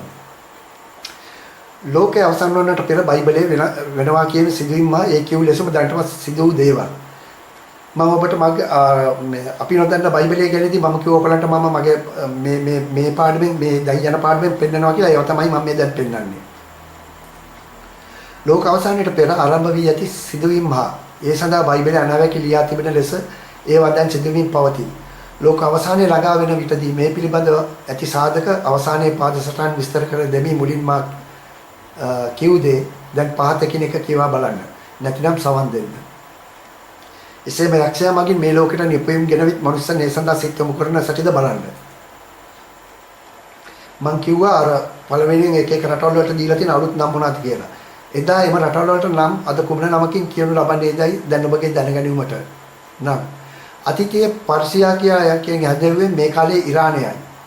ඒ කාලේ ෆුට් යනුවෙන් දැන් කාලේ කියන්නේ ඒට ලිබියාවටයි. ඒ කාලේ කුෂ් කියන්නේ දැන් කාලේ ඊජිප්තුවටයි. එසේම ඊජිප්තුවට යටත් වූ දැන් කාලේ සූඩානය හෝ දකුණු සූඩානයේද ඇතුළත්ය. ඒ නයිල් ගඟ නිසාය. එතකොට ඒ කාලේ අසිරියාව කියලා කිව්වේ තුර්කියටයි. එසේම තුර්කියේ ගෝමර් යනු ඒ කාලේ ගෝමර් කිව්වේ දැන් කාලේ කියන්නේ තුර්කියේ ඉස්තාම්බුල් නගරයටයි. එහි වසන්නේ කුර්දින් වරු. එතකොට ඒ කාලේ ටෝගර්මා යනු දැන් කාලේ කියන්නේ තුර්කියේම තවත් නගරයක් වූ කෙසිටෙන් නගරයයි. වෙසෙන්නේ කුර්දි වරුන් නොව කුර්කස් වරුන්ය. ඒ කාලේ බැබිලෝනියට කියා කිව්වේ දැන් කාලේ කියන්නේ ඉරාකයටයි. සමහරින්ද අනාගතයේ සරලස ඒ කාලේ බයිබලයේ නව බැබිලෝනිය කියන්නේ දැන් කාලේ ඇමරිකාවටයි. එසේම වසර 2700කට පෙර දිවසිර එසයාගේ දිවසිර වල සත්‍ය සිදුවීම් කිසිද කියා දිවසිර එසයාගේ පොතේ 13 පරිච්ඡේදයේ 13 පදයේ අනුව මෙසේ පවසන්නේ ස්වාමීන් වහන්සේ මම බැබිලෝනිය ඉරාකයේ ගොරු බිමක් කරන්නේ මේ ඉත්‍යාවුන් එහි වාසය කරු නැත විනාශය නැමැති කොසෙන් මම බැබිලෝනිය සාමලින්ම අතුකා දමමි මෙසේ පවසන්නේ ස්වාමීන් වහන්සේ මේ කියන්නේ දැන් අර සදාම් හුසේන් ගැන නෙමෙයි මෙතන කියන්නේ සදාම් හුසේන්ගෙන් පස්සේ මම මොකද කරන්නේ ඉරාකයට කියන්නේ කියන එකයි පෙන්නන්නේ. දැන් මේ බලන්න මේ වම් අත පැත්තේ තියෙන ඡායාරූපේ ඔය සදාම් හුසේන්ට යුද්ධය පටන් ගන්න ඉස්සලා තිබුණු හැටි යුද්ධයෙන් පස්සේ මොකද වෙලා තියෙන හැටි බලන්න. එතකොට මම ඉත්තෑවන් වාසය කරනවා ඇති කියලා කියන්නේ මොකද්ද මේ බාඩි ඉත්තෑව මොකක් හරි එයාට මොකක් හරි දෙයක් වෙනකොට එයා මොකද කරන්නේ ඇගේ තියෙන කටු විදිනවා. එතකොට මේ බලන්න ඒ කියන වගේම මේ වලින් විදිනවා ආරක්ෂාව සඳහා. එසේම 19:4 දෙවියන් වහන්සේ කියනවා ලෝක අවසානයේ ලඟ වන විට මා ඊජිප්තුවේ කූරපාලකෙකුට ඊජිප්තුව බාර දෙන බව. ඒ අනුව පසුගිය කාලයේ එහි සිටි හමුදා පාලකයා වූ පටාල් සිසි හමුදාවෙන් ඉවත් වී එහි සිටි මහජනයාගෙන් පත් වූ ජනාධිපති මෝර්සි බලයෙන් ඉවත් කර ඔහු කූටෝපක්‍රමකින් ජනාධිපති වූවා. ඒ ලෝකයේ අවසානට පෙර නිමිති නිසා වෙන්නේ. මේ ඉන්නේ ජනාධිපති මෝර්සි ප්‍රජාතන්ත්‍රවාදී විදිහට ආපු පස්සේ යා පන්නලා යාගේ හමුදාවේ ලොක්කම පටල් සිටි දැන් රූර පාලනයක් ගෙනියනවා. දෙවිසිර එසෑර 17 එකේ ලියා ඇති සැටිට ලෝක අවසානයේ ලං වන විට එහි ලියා ඇත්තේ මෙසේය. සිරියාවේ දමස්කයේ මින්මතු නුවරක් නොපවතින්නේය. එම නගරයේ නටමු ගොඩක් වන්නේය. සිරියාවේ නගරයේ සදාටම පාළු වන්නේ කියා ලියා ඇත. එය දැනටමත් නටමුන් භාගයක් වී ඇත. මම ඕකලන්ට අපි නොදන්න බයිබලයේදී කිව්වා මම මේකෙදි පෙන්නනවා කියලා. දැන් බලන්න මම ඕකලන්ට ඒ ඡායාරූප පෙන්නනවා. බලන්න මේ පොත ලියන්න වසර කිහිපයකට පෙර එදා සිරියාවේ දමස්කස් නගරයේ දිස්ව ඇති 2016ට පෙර මේ සිරියාව තිබුණේ මෙන්න මෙහෙමයි. බලන්න කොයිතරම් දැකමු කළු සිරියාවක්ද කියලා. මේ සත්‍ය අසත්‍ය ගැන ඔබම දිවසරේ එසයාගේ පොතේ 17 වෙනි පරිච්ඡේදයේ පළවෙනි වාක්‍යයට කියවලා බලන්න. බලන්න දිවසේ 117 ලියා හැටියට අද සිරියාවේ දමස්කයේ නගරයේ සදාටම නටුමු ගොඩක් වන්නේ ඒ බැටළුවම ගවයන් ලැබුම් ලන්නේ කියාය. බලන්න දැන් සිරියාව දමස්කයේ මිනිසුන් දැක්කෝ පවුල්ට ගොස් තියෙන හැටි. ඔන්න බලන්න කොහොමද දැන්. ඔබට පේනවද? මේ ඔබ දකින පළවෙනි බිල්ඩින් එකේ ඉඳන් කිලෝමීටර් 5ක් විතර දුරට ඔය ඔබට පේන්නේ තට්ටු 8 9 10 බිල්ඩින් වල කවුරුත් නැහැ. බලන්න දෙවෙනාසේ කීම් කොහොමද කියලා එක මිනිස්සෙක් නේ තනි කර පාළුවට ගිහිල්ලා මිනිස්සු නැහැ. ඔබට පේනවද කොහොමද විනාශය කියලා?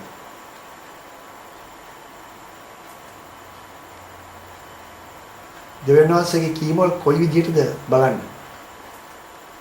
දමස්කසේ දෙවන දඬුවම. ඒතකොට පළවෙනි දඬුවමනේ. දැන් මේ දෙවෙනි දඬුවම කියනවා මේ අනුව බයිබලයේ දමස්කය ගැන සඳහන් ලෙස එසේ දිවසට ජෙරමියා 49 1 සිට 26 දක්වා සිරියාව ගැන ලියු බොහෝ දේ සිදුවී හමාරය. ඒ දමස්කස්කේ ගැන ලියු තවත් ඉතිරිව ඇත්තේ 27 වෙනි පරිච්ඡේදයේ පැවසු ලෙස මම දමස්කස් නුවර පවුරු ඇතුළත ගින්නක් දවාලා එයින් බෙන් හදත්ගේ මාලිගාව දවාලා නැමි. කී දේ පමණි. එතකොට මම ඔයාලට කලින් කිව්වා මේ බෙන් හදත් කියන්නේ යම් කිසි මේ පට්ටම නමක් කියන එක. එතකොට මේ ගැන ආමෝස්ගේ පොතේ 1 ඉඳලා 3ටත් මෙහෙම කියනවා. ඒ සඳහා ලෝක විනාශයේ 3 ආරම්භ වේ. මේ සිදුවන්නේ දෙවන පීඩා කාලයේදී. පසුගිය කාලේ ඇමරිකානුවෝ හා යුරෝපීය රටවල් වල සාහකින් ඉරානයට පාර දී සදාම් හුසේන් ඉවත් කිරීමට පෙර සදාම් හුසේන් විසින් ඔහු ළඟ තිබූ සියලුම සමූල ඝාතන අවියාවිත රාශිගතව ගුවන් යාන 58ක් මගින් සිරියාවට යවා එහි භූගත බංකරවල හොර රාශිය සංගවා ඇත. ඒ අනුව ඉදිරියේ නැවත ඇමරිකානුවෝ යුරෝපීය රටවල් බෝම්බ බයිලා පහර දෙන විට ඒවා බංකර් මත වැටි පුපුරා ගියොත් දමස්කස් මුළු සිරියාවම කුඩු වී නටබුන් නොව අඩු වී යන බව ආයි කිය යුතු නැත. මේ යුද්ධය ගැන ජර්මියා කියන්නේ ජර්මියා 49 සිට කියව බලා ගන්න. එතකොට මේ තමයි දැන් මුළු අර දමස්කස් නුවර අර වගේ පාළු වලට ගියාට මේ නායකයාගේ බිල්ඩින් එක මුකුත් වෙලා නැහැ. ඊට පස්සේ දෙවනි වරට කියනවා දෙවියන්වහන්සේ ලෝක අවසානේ පටන් ගද්දී එයාගේ මේ බාලිකා කුඩු පට්ටම් වෙන්න ගහනවා කියලා. මුළු ලෝකෙම එකම ආගමක් ලෙස ගෙඩින්නට විවිධය කතා කරයි. මේ දැනටමත් අප්‍රිකාවෙන් ආරම්භ වී ඇමරිකාවට ප්‍රචලිත වී ඇත. මේට කියන්නේ ක්‍රිස්ලාම් කියය. ඉස්ලාම් නෙමෙයි ක්‍රිස්ලාම් කියය. ඒ ගැන දිවසරි ඩැනියල් දෙකේ ලියා ඇති සැටියට රාජ්‍යයන් 10ක් මෙසේය. ඒතොර ඩැනියල් කියලා තියෙනවා ලෝක අවසාන වෙනකොට රාජ්‍යයන් 10ක් බිහි වෙනවා කියලා. ඒකට තමයි කියන්නේ ක්‍රිස්ලාම් කියලා. අපි දැන් බලමු මේ ඩැනියල් දෙකේ ලියා ඇතිට මේ රාජ්‍යයන් 10 ගැන. ලෝකයේ අවසන් වන කාලයේ එසේම ඩැනියල් 7:16 යන පදේ අනුව එලිදරව් පුතේ 17 12 වෙනි පදේ මේ මුළු ලෝකෙම අවසන් කාලයේ පාලනය කරන්නේ අධිරාජ්‍ය 10කින්ය. එනමුත් මේ පාලනය ඉතා සුළු කාලයකට පමණයි කියා දේවදූතයා ඩැනියල් 7:23 පදේ කියා ඇත. අපි දැන් ගෝලීකරණය කියන්නේ මෙන්න මේකයි. මේ ගෝලීකරණය කියලා අපි කතා කරන්න යන්නේ මේ ක්‍රිස්ලාම් ආගම පිළිබඳ. ඒ අධිරාජ්‍ය 10 මෙතෙක් මෙලෙස ඔබගේ දැනීමට ලියමි. අපි දැන් බලමු මොනවාද අධිරාජ්‍ය 10 කියලා. පළවෙනි එක තමයි උතුරු ඇමරිකාව සහ කැනඩාව බටහිර කොදෙව්. දෙවෙනි එක තමයි දකුණු ඇමරිකාව. තුන්වෙනි එක අප්‍රිකානුවේ තියෙන සියලුම රටවල්. හතරවෙනි එක මැද පෙරදිග සියලුම රටවල්. පහ සියලුම යුරෝපීය රටවල්. හය රුසියාව. හත චීනය. අට ඉන්දියාව. නවය ආසියාව. අපි ඇතුළත් වෙන්නේ මේ නවවෙනි කොට්ටාසයටයි. 10 ඕස්ට්‍රේලියාව ලෙස ඕස්ට්‍රේලියාව නවසීලන්තය පැපුවා නිව් ගිනියාව යන රාජ්‍යයන් 10යි මේ ලෙස වෙන්නේ. මේක තමයි මේ ක්‍රිස්ලාම් කියන ආගමේදී ගෝලීකරණ ලෙස රාජ්‍යයන් 10කට බෙදෙන්නේ. මේක දන්නලා තියෙනවා 2022 ආරම්භ වෙනවා කියලා. එහෙම වුණොත් නම් පුතෝ තත්ත්වය තාම භයානකයි. යතිකී අධිරාජ්‍යයන් 10ට සුළු කාලෙකදී බෙදෙන විට බොහෝ නේවන විට මේ ලෝකයේ ආර්ථික බලතලයෙන් අන්තික්‍රිස්තුගෙන් සහායය පතයි. අන්න එවිට 668 බයෝ චිප් එක තුලින් ඒ නැති අයට වෙළඳ කටයුතු තහනම් වන්නේ. ඒ කාලය වෙන විට මොහු දැන් සිටින්නේ බිල් ගේට්ස් මේ ලෝකයේ ආර්ථික බලවතල ලෙස මුළු ලෝකෙට අටක් කරගෙන 2013 සිට මේ හඳුන්වා දී ඇත. මම මේක ගැන ඔයගලන්ට කලින් පෙන්නනවා. නමුත් මම නැවතවරක් මේක මතක් කරලා දෙනවා. ජෙරුසලම මත පීටි තිබූ දෙවන දේවමාලිගාව නැවත ගොඩනගා තබන්න දැන් සූදානම් කරන්න පිබුරු පිළිපත් සාදා ඇත. ප්‍රමාදයට හේතුව එම භූමිය ප්‍රශ්නයකි. එනම් කලින් කඩනු ලැබූ දේවස්ථානීය දැනට සොයාගෙන තියෙන කරුණ වන්නේ ජෙරුසලම ඉරාප පවුරට ඔළුව ගහන බිත්තිය. ඒ කියන්නේ වෙස්ටර්න් වෝල් කියන එකට යාබදවයි. එහෙනම් දැනට තියෙන මුස්ලිම් වරුන්ගේ ඩොමෝර් of the rock කියන පල්ලියත් දේවස්ථානයත් එතකොට ඒ දේවස්ථානයේ මුදුනේ තමයි රන්වන් නාලේප කරලා තියෙන්නේ. අලක්ෂා කියන මුස්ලිම් වරුන්ගේ දේවස්ථාන දෙකට හරි මැද ඇති ජෙරුසලමේ බොහෝ ගස් වැඩි ඇති හිස් භූමිය යුතුයයි බොවාගේ මතයයි. ඒ දෙවෙනි දේවස්ථානය පිටා තිබෙන්නේ දැන් Dome of the Rock කියන තැන බවයි. එයින් මේ නැවත ගොඩට ගන්න නම් කරුණු දෙකක් මත සිදුවිය යුතුයි. එක මම කලින් කියවගේ ජුදාවරුන්ගේ මුස්ලිම් වරුන්ගේ එකගත්තෙන් සෑදිය යුතුයි. දෙක යසයා පොතේ 29 කිය ඇති ලෙස ජුදාවරුන්ගේ උඩඟුකමට දෙවියන් වහන්සේ දඬුවමක් ලෙස භූමිකම්පා ගල් වර්ෂා ඇති කර ඒ භූමිකම්ප හේතුවෙන් ඒ තියෙන මුස්ලිම් වරුන්ගේ Dome of the Rock අලක්ෂා කියන දේවස්ථාන කැඩී බිඳී සමතලා ගියාම තුන්වන දේව මාලිගාව නැවත ගොඩනගා ගන්න හැකි වේ. ඒ ලෝක අවසානට පෙර නිමිති නිසා වෙන්නේ. ඊට මේ දේවස්ථාන දෙකම දැනට මුළු පාලනය කරන්නේ මුස්ලිම් වරුන් විසින්ය. ඒ විලාප පවරනොත් ඔළුව ගහන බිත්තිය වෙස්ටර්න් වෝල් එක ඇත්තේ ජුදාවරුන්ගේ පාලනය. දැන් මම මේක කලින් ඔයගලන්ට කිව්වා. මම මේ අවස්ථාවේදී ඔයගලන්ට ටිකක් මම වැඩිපුර ඒ ගැන විස්තර කියා දෙන්නම්. මම කියවර ගස් වර්ගයක් තියෙනවා කියලා. දැන් මේ තමයි Dome of the Rock එකයි අලෙක්සා පල්ලියයි මේ ජෙරුසලමේ ඔළුව බිත්තිය ගහන ඒ අවස්ථාව. දැන් මේ ඔබට මම පෙන්නුම් කරලා තියෙන ආකාශයෙන් ගත්ත පින්තූරයක් මේ තමයි ඔබට පේන ඇති මේ පල්ලි දෙක වටේ වෙලා තියෙන තැන්. මම දැන් පෙන්නන්නම් මේ තියෙන්නේ ඔය ප්‍රදේශය. ඒකට ඔතන තමයි මේ පල්ලි දෙක තියෙන්නේ. ඔතන තමයි කලින් පළවෙනි දේව මාලිගාව දෙවෙනි මාලිගාව තිබුණේ. ඔය දැන් මම ඊට පස්සේ ඔයගලන්ට පෙන්නුම් කරන්නම්. දැන් මේ තමයි විලාප පවුර. ඔබට පේනවද ඔය පොඩි කෑල්ල තමයි විලාප පවුර. ඕක දැන් තියෙන්නේ අර බලකොටු වගේ කොටුවේ එළියේ. එතකොට දැන් ඊශ්‍රායල් වරුන්ට ගිහිල්ලා අර බිත්ති ඔලුව ගන්න වෙස්ටර්න් වෝල් එකට යන්න පුළුවන් මේ පිටින් ගිහිල්ලා ඔය තැනට විතරයි. කිසිම ඊශ්‍රායල් වරයෙකුට අර බලකොටු ඇතුළට යන්න දෙන්නේ නැහැ ඒගොල්ලෝ. ඒ ඇයි? දෙවියන් වහන්සේ මම කියනකම් හිටපල්ලා. එතකල්ෙන් උඹලට ඔතනට යන්න දෙන්නේ නැහැ. මොකද උඹලා ගියොත් තුන්වෙනි දේව මාලිගාව හදනවා.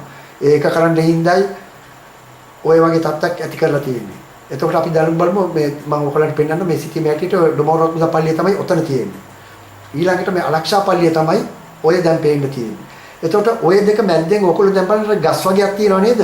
ඔන්න ඔතන තමයි උඟා කය හිතන්නේ කලින් දෙවන දේව මාලිගාව තිබුණේ කියලා. නමුත් ඔය සම්පූර්ණ භූමියම ඒ කැලේට අයිති මොකද ලොකු පල්ලියක්.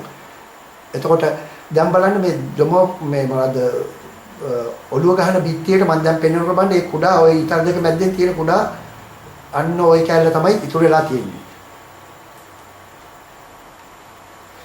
අන්තක්‍රිස්තු නියෝජනය කරමින් දැනටත් වෙළඳපොලේ විවිධ බීම වර්ගයක් වූ මොන්ස්ටර් එනර්ජි පානීය කෑන් එකක් 660 අංක යොදා ඇත. ඒ VAV ලෙස හඳුන්වන හේබ්‍රු භාෂාවෙන් හැඳින්වෙන 6 ලකුණයි. එතකොට ඒ තුන්වරක් කෑන් එකේ ලියා ඇත. ඔබට මේ අංකය ගැන තේරුම් කර දෙන්නේ නම් හේබ්‍රු හා ග්‍රීක භාෂාවෙන් අංක 1 2 කියා භාවිත කරන්නේ නැහැ ඒගොල්ලෝ. හේබ්‍රු වරු ග්‍රීක අයත් 1 2 කියලා පාවිච්චි කරනවා. ඔවුන් හැම එකක්ම පාවිච්චි කරන්නේ වචනයක තේරුමටයි. ඔවුන් වචනේ අර්ථයට තමයි අංකයට දාන්නේ. උදාහරණයක් ඇටියට කිව්වොත් ග්‍රීක භාෂාවෙන් ඉසුස්, ඒ කියන්නේ ජේසු. ඉංග්‍රීසියෙන් කිව්වොත් ජීසස්. ඒ වචනේ හේබ්‍රු භාෂාවෙන් ලියනවා නම් ඒගොල්ලෝ ජීසස් කියලා එහෙම අකුරු වලින් ලියන්නේ නැහැ. 888 කියලා තමයි ජේසුට ලියන්නේ. ඒ ලෙසම අන්තක්‍රිස්තුට කියන වචනේ අන්තක්‍රිස්තු කියලා ලියන්නේ 666. ඔන්නෝම තමයි මේ 666 එන්නේ. දැන් පැහැදිලි නැතයි ඔබට අන්තක්‍රිස්තුට 666 එන්නේ ඇයිද කියලා. ඔබ මේ නොදක ඇත්තේ නම් කරුණාකර පරිගණකයේ මොන්ස්ටර් එනර්ජි ඉමේජ් කියලා ටයිප් කරලා බලන්න උඩ සිට පහළට ඇති ඒක රූපයක් හේබ්‍රු භාෂාවෙන් VAV ලෙසට අංක 6 ඉරිතුරක් යොදා ඇත. එනම් 660 යන සාතන්ගේ බීමයි. හේබ්‍රු appropriate letters and number value කියලා එකට කියන්නේ.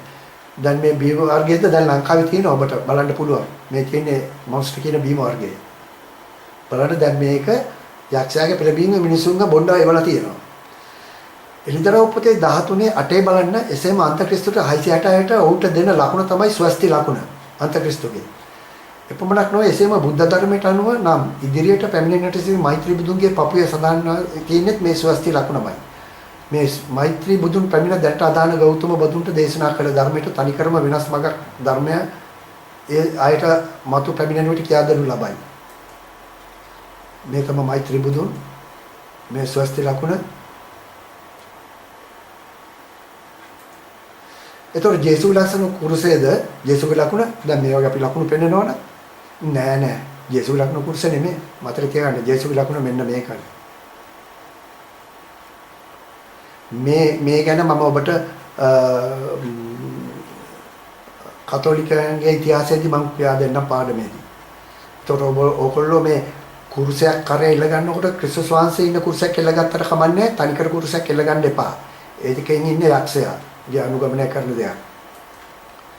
මෙපමණ කලක් ඇමරිකානු ඉතිහාසයේ බිහි නොවු ජනාධිපතිවරයෙකු ලෙස සෑමගේම කතාවට භාජනයට ලක් වූ ට්‍රම්ප් මෙතෙක් කිසිම ජනාධිපති කෙනෙක් නොකළ ප්‍රකාශයක් කරමින් 2017 දෙසැම්බර් 6 වෙනිදා ඔහු විසින් ජෙරුසලම ඊර්ෂ්‍යාවේ අගනුවර බවට පත් කරන ලදී. ඒ නම් සැබවින්ම නිවැරදිය. මන්දයක් මීට වසර 2007 කට පෙරත් බයිබලයේ දිවසර එසේකියේල්ගේ 37 මෙසේ කීය. මීට පෙර මෙසේ මියගිය ඔවුන්ගේ මුතුන් මිත්තන්ගේ අටකටුවලට මම ජීවිතය දෙමි. එසේකියේල් 37 කී ලෙසය. එසේම සීසීගිල විසර ගිය මගේ ජනතාව මම නැවත ඊශ්‍රායලට ගෙන එන්නෙමි. වෙනත් රටවල ජීවත් වන අය සෙමින් නැවත ආපසු ඊශ්‍රායලට මෙන් සිටි. ඒ සදා ඊශ්‍රායල රජය මේ වෙනටත් එසේ දිනෙන් දින එන ඔවුන්ගේ ජනතාවගේ පාසුවට නව නිවාස ආදමින් ඉන්නවා. දැන් මේ බයිබලයේ විශ්වාස කරන නිසා ඒගොල්ලෝ දන්නවා මේ ලෝක අවසානට ඉස්සෙල්ලා පිට රටවල ඉන්න ඊශ්‍රායල ජනතාව ඒගොල්ලන්ගේ රටට ආපහු එනවා කියලා ඒගොල්ලෝ දැන්ටමත් ඒ එන අයට ගෙවල් හදනවා මේ වගේ. ඒ කඳුකර ප්‍රදේශයේ පාවුළු ප්‍රදේශවල අලුතෙන් නිවාස හදන්න පටන් ගන්නවා. සිරියාව යුද්ධයට රුසියාව ඉරානය එකට එක්වීම මත තුන්වන ලෝක විනාශය පටන් ගැනීම ඒදී ඇමරිකාවේ යුද්ධ ශක්තිය දුර්ලභම නිසා නොවේ. යවනවාසිගේ අනුමැතිය තුළ ඔවුන් රුසියාව මගින් බිඳ හෙළනු ඇත. ඒ ලෝකයේ අවසාන පෙරනිමිති නිසා වෙනි. ඊට කී අංක 13 මහා බැබිලෝනියාවේ වැටීම රුසියාව විසින් ඇමරිකාව සුපිරි බලවතා බිඳ හෙළනු ඇතයි මා කීවේ මේ නිසා වෙනි. මේ ලෝකයේ වසන ප්‍රබල රටවල් එකිනෙකාට හොර රහසේ තමන්ගේ යුද රහස් කටයුතු කරගෙන යයි. එනමුත් ලෝක අවසානයේ පෙරනිමිති ඇතිවන්නට අවුරුදු 10 ගානකට පෙරත් දෙවියන් වහන්සේ විසින් කොයි ආකාරයේ ලෝක විනාශන බව අනාගත දිවසරුන් වන යසයා, ජෙරමියා, සකරියා, නවගිසුමේ ජේසුස් වහන්සේගෙන් පසු ජුවන්තුමාගේ එලිදර උපත මගින් ඊට පැහැදිලිව දන්වා ඇතත් සාමාන්‍ය ජාතනායට මේ කියවා නිසරස වටා ගන්න නොහැකිය. ඊර්ෂ්‍යා ජාතින්ට කීමින් මහත්තුම දෙවියන් වහන්සේ මෙසේ වදාළසේක ඊර්ෂ්‍යා සරක ගොස් සිටින තැන්වල විජාතින් අතරින් මම වුන් රැගෙන විත් වටින් පිටින් ඔවුන් රැස් කොට මාගේ රටට ඔවුන් නැවත පමුණුවන්නේ. මම ඊර්ෂ්‍යා ජේසේ කඳු පිට ඔවුන් එක ජාතියක් කරන්නේ.